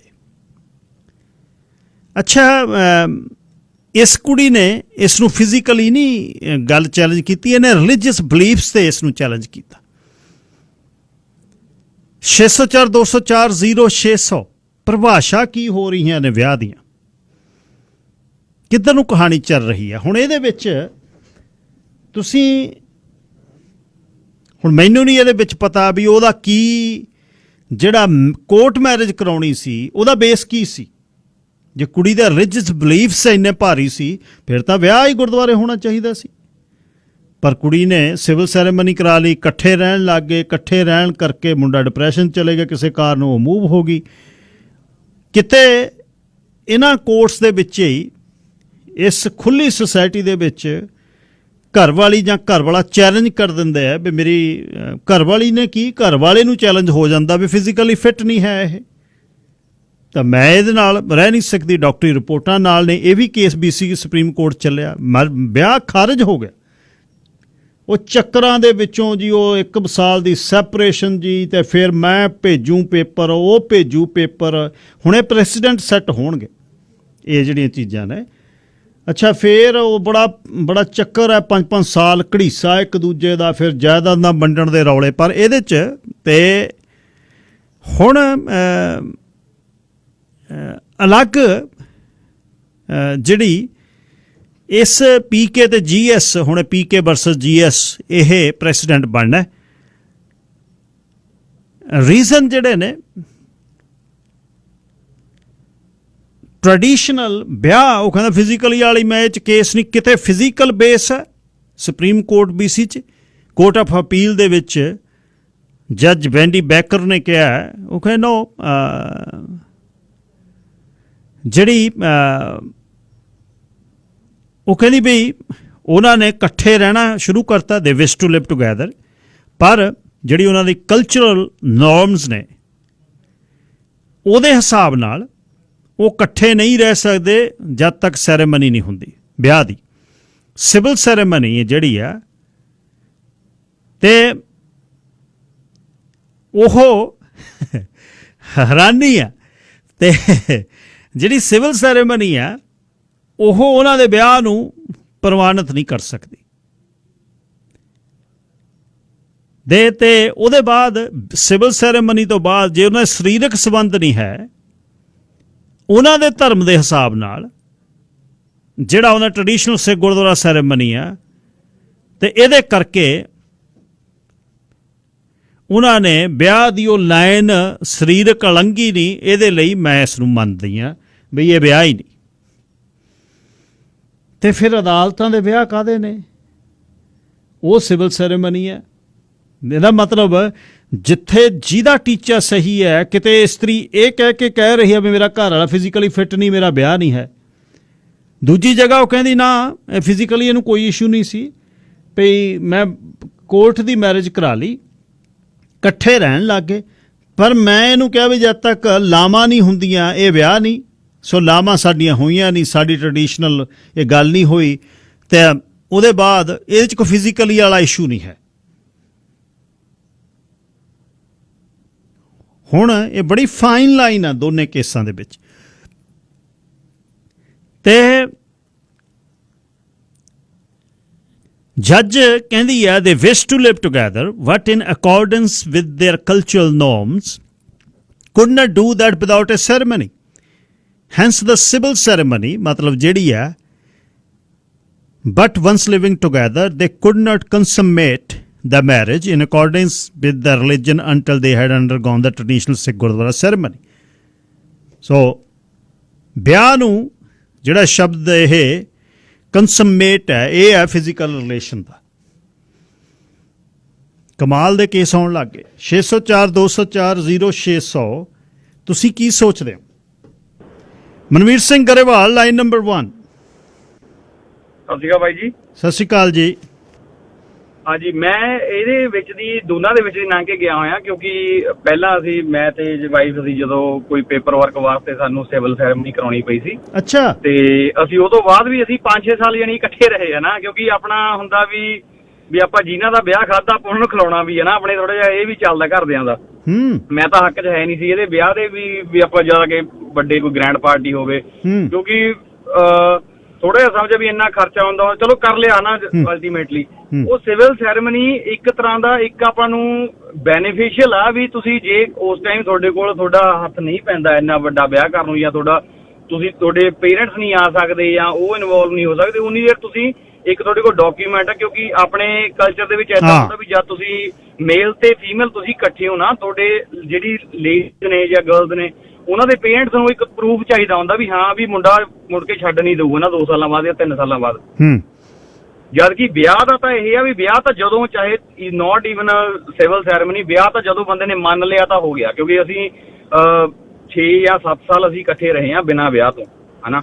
ਸੋ ਅਸੀਂ ਆਪਣੇ ਆਪ ਨੂੰ ਪ੍ਰਿਪੇਅਰ ਕੀਤਾ, ਮਤਲਬ ਉਹ ਤੋਂ ਬਾਅਦ ਸਿਵਲ ਸੈਰੇਮਨੀ ਤੋਂ ਬਾਅਦ 6 ਸਾਲ ਬਾਅਦ ਅਸੀਂ ਵਿਆਹ ਕਰਾਇਆ।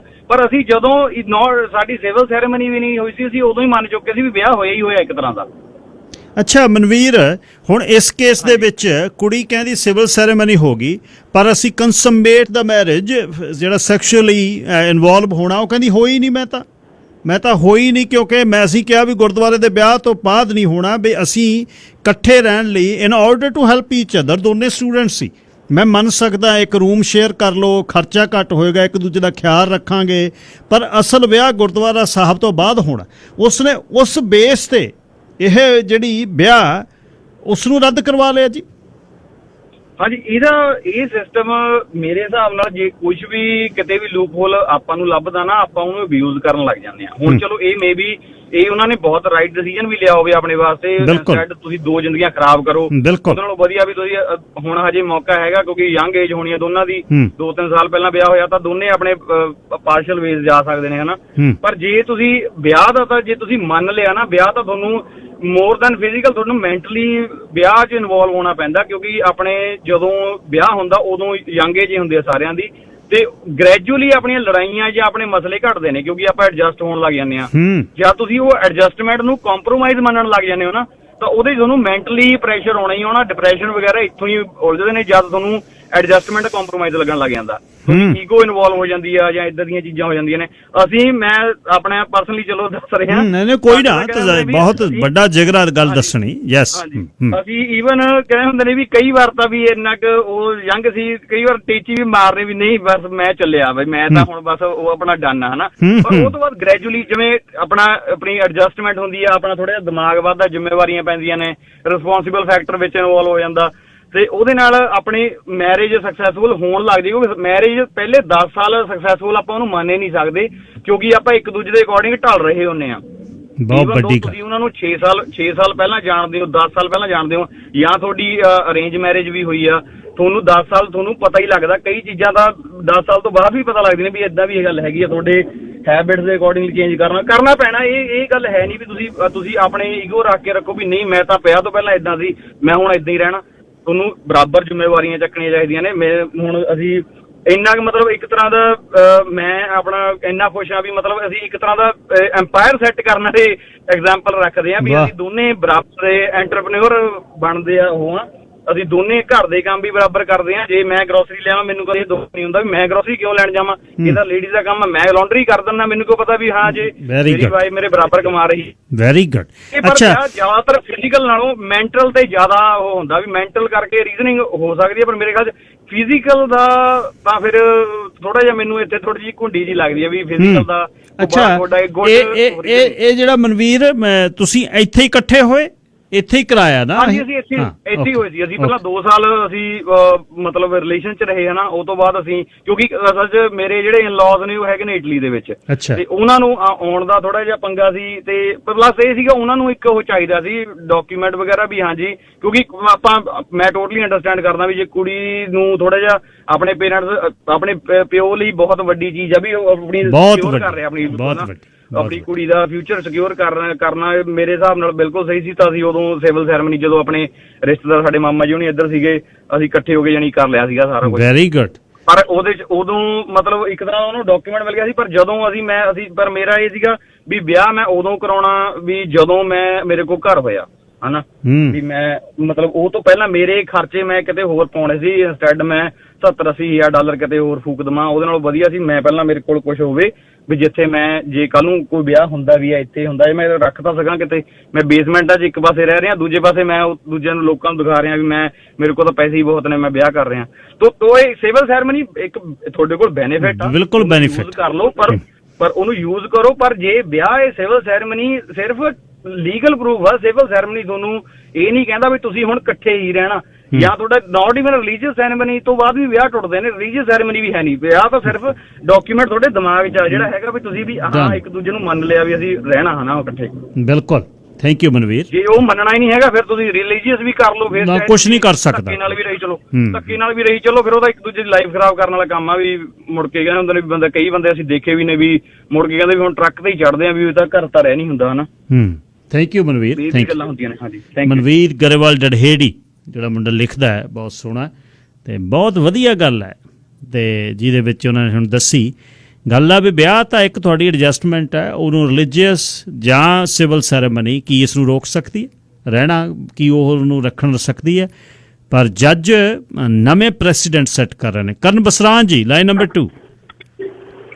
ਹਾਂਜੀ ਗਿੱਲ ਸਾਹਿਬ, ਜਿਹੜਾ ਤੁਸੀਂ ਸਟੋਰੀ ਦੱਸੀ ਹੈ ਨਾ ਪੀਕੇ ਦੀ ਐਂਡ ਜੀਐਸ ਦੀ, ਆਪਣੇ ਮਨਵੀਰ ਹੁਣੀ ਦੱਸ ਕੇ ਗਏ ਆ, ਬਹੁਤ ਵਧੀਆ, ਕਿਉਂਕਿ ਇਹਨਾਂ ਦਾ ਸਿਨੈਰੀਓ ਡਿਫਰੈਂਟ ਸੀਗਾ। ਬਿਲਕੁਲ, ਇਹ ਪਾਕ ਪਵਿੱਤਰ ਰੂਹਾਂ ਦਾ ਮੇਲ ਸੀਗਾ ਇਹਨਾਂ ਦਾ। ਜਿਹੜਾ ਦੂਸਰਾ ਤੁਸੀਂ ਜ਼ਿਕਰ ਕਰ ਰਹੇ ਆ ਜਾਂ ਆਪਾਂ ਕਹਿ ਰਹੇ ਕਿ ਪ੍ਰੈਜ਼ੀਡੈਂਟ ਸੈੱਟ ਹੋਊਗਾ, ਗਿੱਲ ਸਾਹਿਬ ਦੇਖੋ ਹਰੇਕ ਕੰਟਰੀ ਦੇ ਨਾ ਮੈਨੂੰ ਲੱਗਦਾ ਵੱਖਰੇ ਵੱਖਰੇ ਬਲੀਫ ਆ। ਜਿੱਦਾਂ ਕੈਨੇਡਾ ਦੇ ਥੋੜੇ ਜਿਹੇ ਵੱਖਰੇ ਆ, ਅਮਰੀਕਾ ਦੇ ਵੱਖਰੇ ਆ, ਇੰਗਲੈਂਡ ਦੇ ਵੱਖਰੇ ਆ।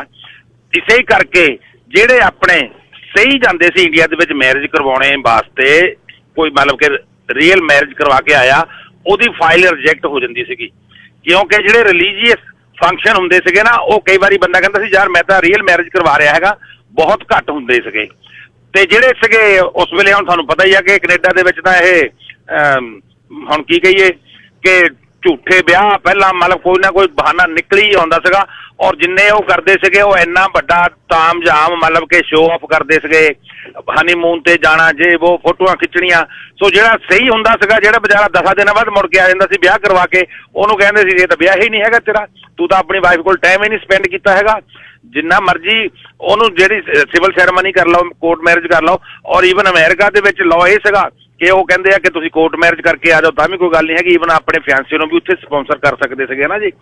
ਸੋ ਕੈਨੇਡਾ ਦੇ ਜਿਹੜੇ ਕਈ ਲਾਅ ਹੈਗੇ ਨਾ ਜੀ, ਮਤਲਬ ਇਹ ਰੂੜੀਵਾਦੀ ਆਪਾਂ ਇਹਨਾਂ ਨੂੰ ਕਹਿ ਸਕਦੇ ਆ, ਉਹ ਕੋਰਟ ਮੈਰਿਜ ਨੂੰ ਨਹੀਂ ਮੰਨਦੇ ਸੀ। ਉਹ ਦੇਖਦੇ ਸੀ ਵੀ ਤੁਹਾਡੇ ਤਾਂ ਬਰਾਤੀ ਘੱਟ ਸੀਗੇ, ਤੁਹਾਨੂੰ ਯਾਦ ਹੋਣਾ ਅੱਗੇ ਇੱਦਾਂ ਦੇ ਬਹੁਤ ਕੇਸ ਨਿਕਲਦੇ ਸੀ ਕਿ ਜੀ ਕੁੜੀ ਦੀ ਜਿਹੜੀ ਸੀਗੇ ਮੁੰਡੇ ਦਾ ਮੂੰਹ ਸੀਗਾ ਜਿਹੜਾ, ਉਹਦੇ ਚਿਹਰੇ ਤੇ ਖੁਸ਼ੀ ਨਸੀ ਹੈਗੀ ਜਦੋਂ ਲਾਵਾਂ ਹੋਈਆਂ, ਕੁੜੀ ਨੇ ਮਹਿੰਦੀ ਨਸੀ ਲਾਈ, ਉਹ ਤੁਸੀਂ ਜਾਗੋ ਨਹੀਂ ਕੱਢੀ, ਜੇ ਨਹੀਂ ਕੀਤਾ ਵੋ ਨਹੀਂ ਕੀਤਾ। ਫਿਰ ਜਦੋਂ ਡੁਪਲੀਕੇਟ ਫੜੇ ਗਏ ਕਿ ਉਹ ਇੱਕੋ ਵਿਆਹ ਦੇ ਵਿੱਚ ਉਹੀ ਸੇਮ ਹੀ, ਉਹੀ ਮਾਮੇ, ਉਹੀ ਫੁੱਫੜ, ਤੇ ਉਹ ਮਤਲਬ ਕਿੰਨੇ ਕੇਸ ਇੱਦਾਂ ਦੇ ਨਿਕਲੇ ਹੈਗੇ ਨਾ ਜੀ। ਸੋ ਗਿੱਲ ਸਾਹਿਬ ਇਹਦੇ ਵਿੱਚ ਇੱਕ ਤਾਂ ਇਹ ਸਿਨੈਰੀਓ, ਹੁਣ ਸਾਨੂੰ ਇਹ ਨਹੀਂ ਪਤਾ ਹੈਗਾ ਕਿ ਇਹਨਾਂ ਦੀ ਮੈਰਿਜ ਇੱਥੇ ਕਿਸ ਮਜਬੂਰੀ ਬਸ ਹੋਈ ਆ, ਕੋਈ ਇਮੀਗ੍ਰੇਸ਼ਨ ਦਾ ਇਸ਼ੂ ਸੀਗਾ ਜਾਂ ਕੋਈ ਹੋਰ ਸੀਗਾ, ਔਰ ਕੋਰਟ ਮੈਰਿਜ ਉਹਨਾਂ ਨੇ ਕਰ ਲਈ, ਕੋਈ ਸੌਦੇਬਾਜ਼ੀ ਹੋਈ ਹੈ ਵਿੱਚ ਵਿਚਾਲੇ, ਹੈ ਨਾ। ਔਰ ਉਸ ਤੋਂ ਬਾਅਦ ਹੁਣ ਲੜਕੀ ਕਹਿ ਰਹੀ ਹੈ ਕਿ ਮੇਰੇ ਤਾਂ ਜਿਹੜੇ ਰਿਲੀਜੀਅਸ ਸੈਰੇਮੋਨੀ ਸੀਗੀ ਉਹ ਨਹੀਂ ਹੋਈ ਹੈਗੀ। ਸੋ ਉਸ ਕਰਕੇ ਲੜਕੇ ਦਾ ਡਿਪਰੈਸ਼ਨ ਵਿੱਚ ਜਾਣਾ ਹੋ ਸਕਦਾ ਹੈ ਕਿ ਕਈ ਵਾਰੀ ਬੰਦਾ ਮਾਈਕ ਤੌਰ ਉੱਤੇ ਜਿਸ ਵੇਲੇ ਕਮਜ਼ੋਰ ਹੋ ਜਾਂਦਾ ਜੀ, ਜਾਂ ਹੋਰ ਗੱਲਾਂ ਹੋ ਜਾਂਦੀਆਂ, ਕਈ ਵਾਰੀ ਡਿਮਾਂਡਾਂ ਵੱਧ ਜਾਂਦੀਆਂ ਹੈਗੀਆਂ। ਸੋ ਇਹਦੇ ਵਿੱਚ ਇਹ ਸਿਨੈਰੀਓ ਲੱਗ ਰਿਹਾ ਹੈਗਾ। ਹੁਣ ਮੈਨੂੰ ਤਾਂ ਇਹ ਸਮਝ ਨਹੀਂ ਆਉਂਦੀ, ਕੈਨੇਡਾ ਦੇ ਨਾ ਕਈ ਕੰਮ ਇਹੋ ਜਿਹੇ ਆ ਕਿ ਰਿਲੀਜੀਅਸ ਮੈਰਿਜ ਸੈਰੇਮਨੀ ਨੂੰ ਤੋਂ ਬਗੈਰ ਮੈਰਿਜ ਨਹੀਂ ਮੰਨਦੇ ਹੈਗੇ, ਤੇ ਅਮਰੀਕਾ ਦੇ ਵਿੱਚ ਉਹ ਮੈਰਿਜ ਨੂੰ ਵੀ ਮੰਨ ਲੈਂਦੇ ਆ। ਔਰ ਇੱਥੇ ਜੇ ਇੱਕ ਅਨਲਾਇਸੈਂਸਡ ਕੋਈ ਬ੍ਰੋਕਰ ਆ, ਉਹ ਇੱਕ ਬਿਲੀਅਨ ਦੀ ਮੌਰਗੇਜਾਂ ਵੀ ਕਰਾ ਦਿੰਦਾ, ਉਹਨੂੰ ਵੀ ਕਹਿੰਦੇ ਕੋਈ ਕ੍ਰਾਈਮ ਨਹੀਂ ਹੈਗਾ। ਅਮਰੀਕਾ ਵਿੱਚ ਕੋਈ ਮਰਜ਼ੀ ਹੇਰਾਫੇਰੀ ਕਰੇ, ਅਗਲੇ ਚੱਕ ਕੇ ਐਨ ਬੋਰੀਆ ਬਿਸਤਰਾ ਬੰਨ ਕੇ ਅੰਦਰ ਬਿਠਾ ਲੈਂਦੇ ਇਕੱਠਾ ਕਰਕੇ।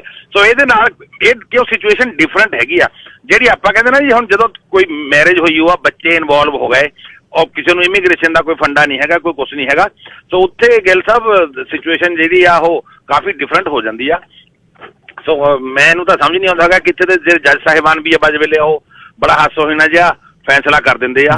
ਸੋ ਉਹਦੇ ਨਾਲ ਕੀ ਹੈਗਾ ਕਿ ਭਾਈਚਾਰੇ ਦੇ ਵਿੱਚ ਜਿਹੜਾ ਹੈਗਾ ਆ ਉਹ ਉਲਝਣਾ ਹੀ ਪੈਦਾ ਹੁੰਦੀਆਂ ਹੈਗੀਆਂ ਜੀ। ਥੈਂਕ ਯੂ ਗਿੱਲ ਸਾਹਿਬ, ਧੰਨਵਾਦ ਜੀ, ਧੰਨਵਾਦ।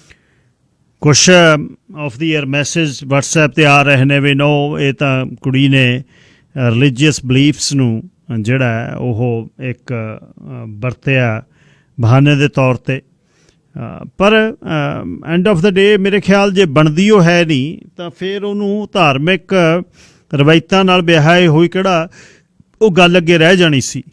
ਸਰ ਸਰਬਜੀਤ ਸਿੰਘ, ਕੀ ਕਹਿਣਾ ਚਾਹੁੰਦੇ ਹੋ? ਸਤਿ ਸ਼੍ਰੀ ਅਕਾਲ ਵੀਰ ਜੀ। ਮੈਂ ਇਹ ਕਹਿਣਾ ਚਾਹੁੰਦਾ ਹਾਂ ਵੀ ਜਦੋਂ ਪ੍ਰੈਸੀਡੈਂਟ ਸੈੱਟ ਹੋ ਗਿਆ, ਇਹ ਕੇਸ ਲਾਅ ਬਣ ਗਿਆ, ਇਹ ਕਾਨੂੰਨ ਹੀ ਬਣ ਗਿਆ। ਕਿਉਂਕਿ ਹੁਣ ਗਾਂ ਨੂੰ ਜੱਜ ਜਿਹੜੇ ਵਕੀਲ ਹੈ ਇਹਦਾ ਮੈਂਸ਼ਨ ਕਰਕੇ ਆਪਦੇ ਕੇਸ ਦੇ ਉੱਤੇ ਫੈਸਲਾ ਲੈਣਗੇ। ਪਹਿਲਾਂ ਇਹ ਫੈਸਲਾ ਆ ਚੁੱਕਿਆ, ਕੇਸ ਲਾਅ ਬਣ ਗਿਆ ਹੁਣ। ਇਹਦਾ ਮਤਲਬ ਇਹ ਹੋਇਆ, ਜਿਹੜਾ ਤੁਸੀਂ ਕੇਸ ਦੱਸਿਆ, ਜਿੰਨੀ ਕੁ ਮੈਨੂੰ ਸਮਝ ਆਈ ਹੈ, ਕੋਰਟ ਮੈਰਿਜ ਦੀ ਕੋਈ ਵੈਲਿਊ ਨਹੀਂ। ਇਹਦਾ ਮਤਲਬ ਪੱਕਾ ਵਿਆਹ ਨਹੀਂ ਹੈ, ਉਹ ਕੋਈ ਨਾ ਕੋਈ ਬਹਾਨਾ ਲਾ ਕੇ ਇਹੋ ਜਿਹਾ ਕੋਈ ਵੀ ਅਸੀਂ ਕੰਸੂਮੇਟ। ਜਿਹੜੀ ਅਖੀਰੀ ਗੱਲ ਮੈਂ ਕਹਿਣੀ ਚਾਹੁੰਦਾ, ਜਿਵੇਂ ਤੁਸੀਂ ਕਹਿੰਦੇ ਸੈਕਸ਼ੂਅਲ ਰਿਲੇਸ਼ਨਸ਼ਿਪ, ਬਹੁਤ ਸਾਰੇ ਲੋਕ ਖਾਸ ਕਰਕੇ ਗੋਰੇ ਵਿਆਹ ਤੋਂ ਬਗੈਰ ਹੀ ਰਹੀ ਜਾਂਦੇ ਆ ਇਕੱਠੇ।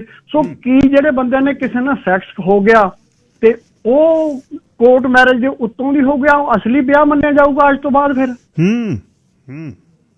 ਮੈਂ ਤਾਂ ਇਹੀ ਸੋਚਦਾ ਹਾਂ ਬਈ ਜਿਹੜੇ ਹੁਣ ਲੋਕ ਇਕੱਠੇ ਰਹਿ ਰਹੇ ਨੇ, ਲਿਵਿੰਗ ਟੂਗੇਦਰ, ਉਹਦਾ ਵੀ ਮੈਨੂੰ ਲਾ ਤਾਂ ਉਹਦਾ ਵੀ ਹੈਗਾ, ਥੋੜੇ ਬਹੁਤ ਤੁਹਾਨੂੰ ਪੈਸੇ ਮਿਲ ਜਾਂਦੇ ਵੀ ਮੈਂ ਇਹਦੇ ਨਾਲ 10 ਮਹੀਨੇ ਰਹੇ ਆ ਅਸੀਂ ਇਕੱਠੇ, ਫਲਾਨਾ ਢਿਮਕਾ। ਪਰ ਇੱਕ ਗੱਲ ਇਹੀ ਹੈ ਵੀ ਆਹ ਹੀ ਸਿੱਧੀ ਗੱਲ ਹੋ ਗਈ ਵੀ ਕੋਰਟ ਮੈਰਿਜ ਦੀ ਕੋਈ ਮੁੱਲ ਨਹੀਂ ਹੈ, ਤੇ ਜਿੰਨਾ ਚਿਰ ਯੂ ਆਰ ਨਾਟ ਸਲੀਪਿੰਗ, ਜੇ ਸਲੀਪਿੰਗ ਟੂਗੇਦਰ ਹੋ ਗਿਆ ਫਿਰ ਤਾਂ ਬਾਈ ਜੀ ਇੱਕ ਗੱਲ ਐਂਡ ਤੇ ਹੋਰ ਕਹਾ ਜੀ, ਰੇਪ ਕਰਨ ਵਾਲਿਆਂ ਦਾ ਫਿਰ ਵਿਆਹ ਮੰਨਿਆ ਜਾਊ। ਕਮਾਲ ਕਰਤੀ। ਥੈਂਕ ਯੂ ਜੀ, ਥੈਂਕ ਯੂ। ਪਿਛਲੇ ਸਾਲ ਸੁਪਰੀਮ ਕੋਰਟ ਦੇ ਜੱਜ ਨੇ ਇੱਕ ਇਸ ਤਰ੍ਹਾਂ ਹੀ ਐਨੂਅਲ ਕੀਤੀ ਮੈਰਿਜ ਰੱਦ ਕੀਤੀ ਕਿ ਮੈਂ ਦੱਸ ਕੇ ਹਟਿਆ ਵੀ ਹਸਬੈਂਡ ਫਿਜ਼ੀਕਲੀ ਫਿੱਟ ਨਹੀਂ ਹੈ। ਉਹਨੇ ਇਸਤਰੀ ਨੇ ਸ਼ੋਅ ਕਰ ਦਿੱਤੀਆਂ, ਡਾਕਟਰੀ ਰਿਪੋਰਟਾਂ ਕਰਦੀਆਂ ਵੀ ਇਹ ਵਿਆਹ ਦੇ ਕਾਬਲ ਨਹੀਂ ਹੈ।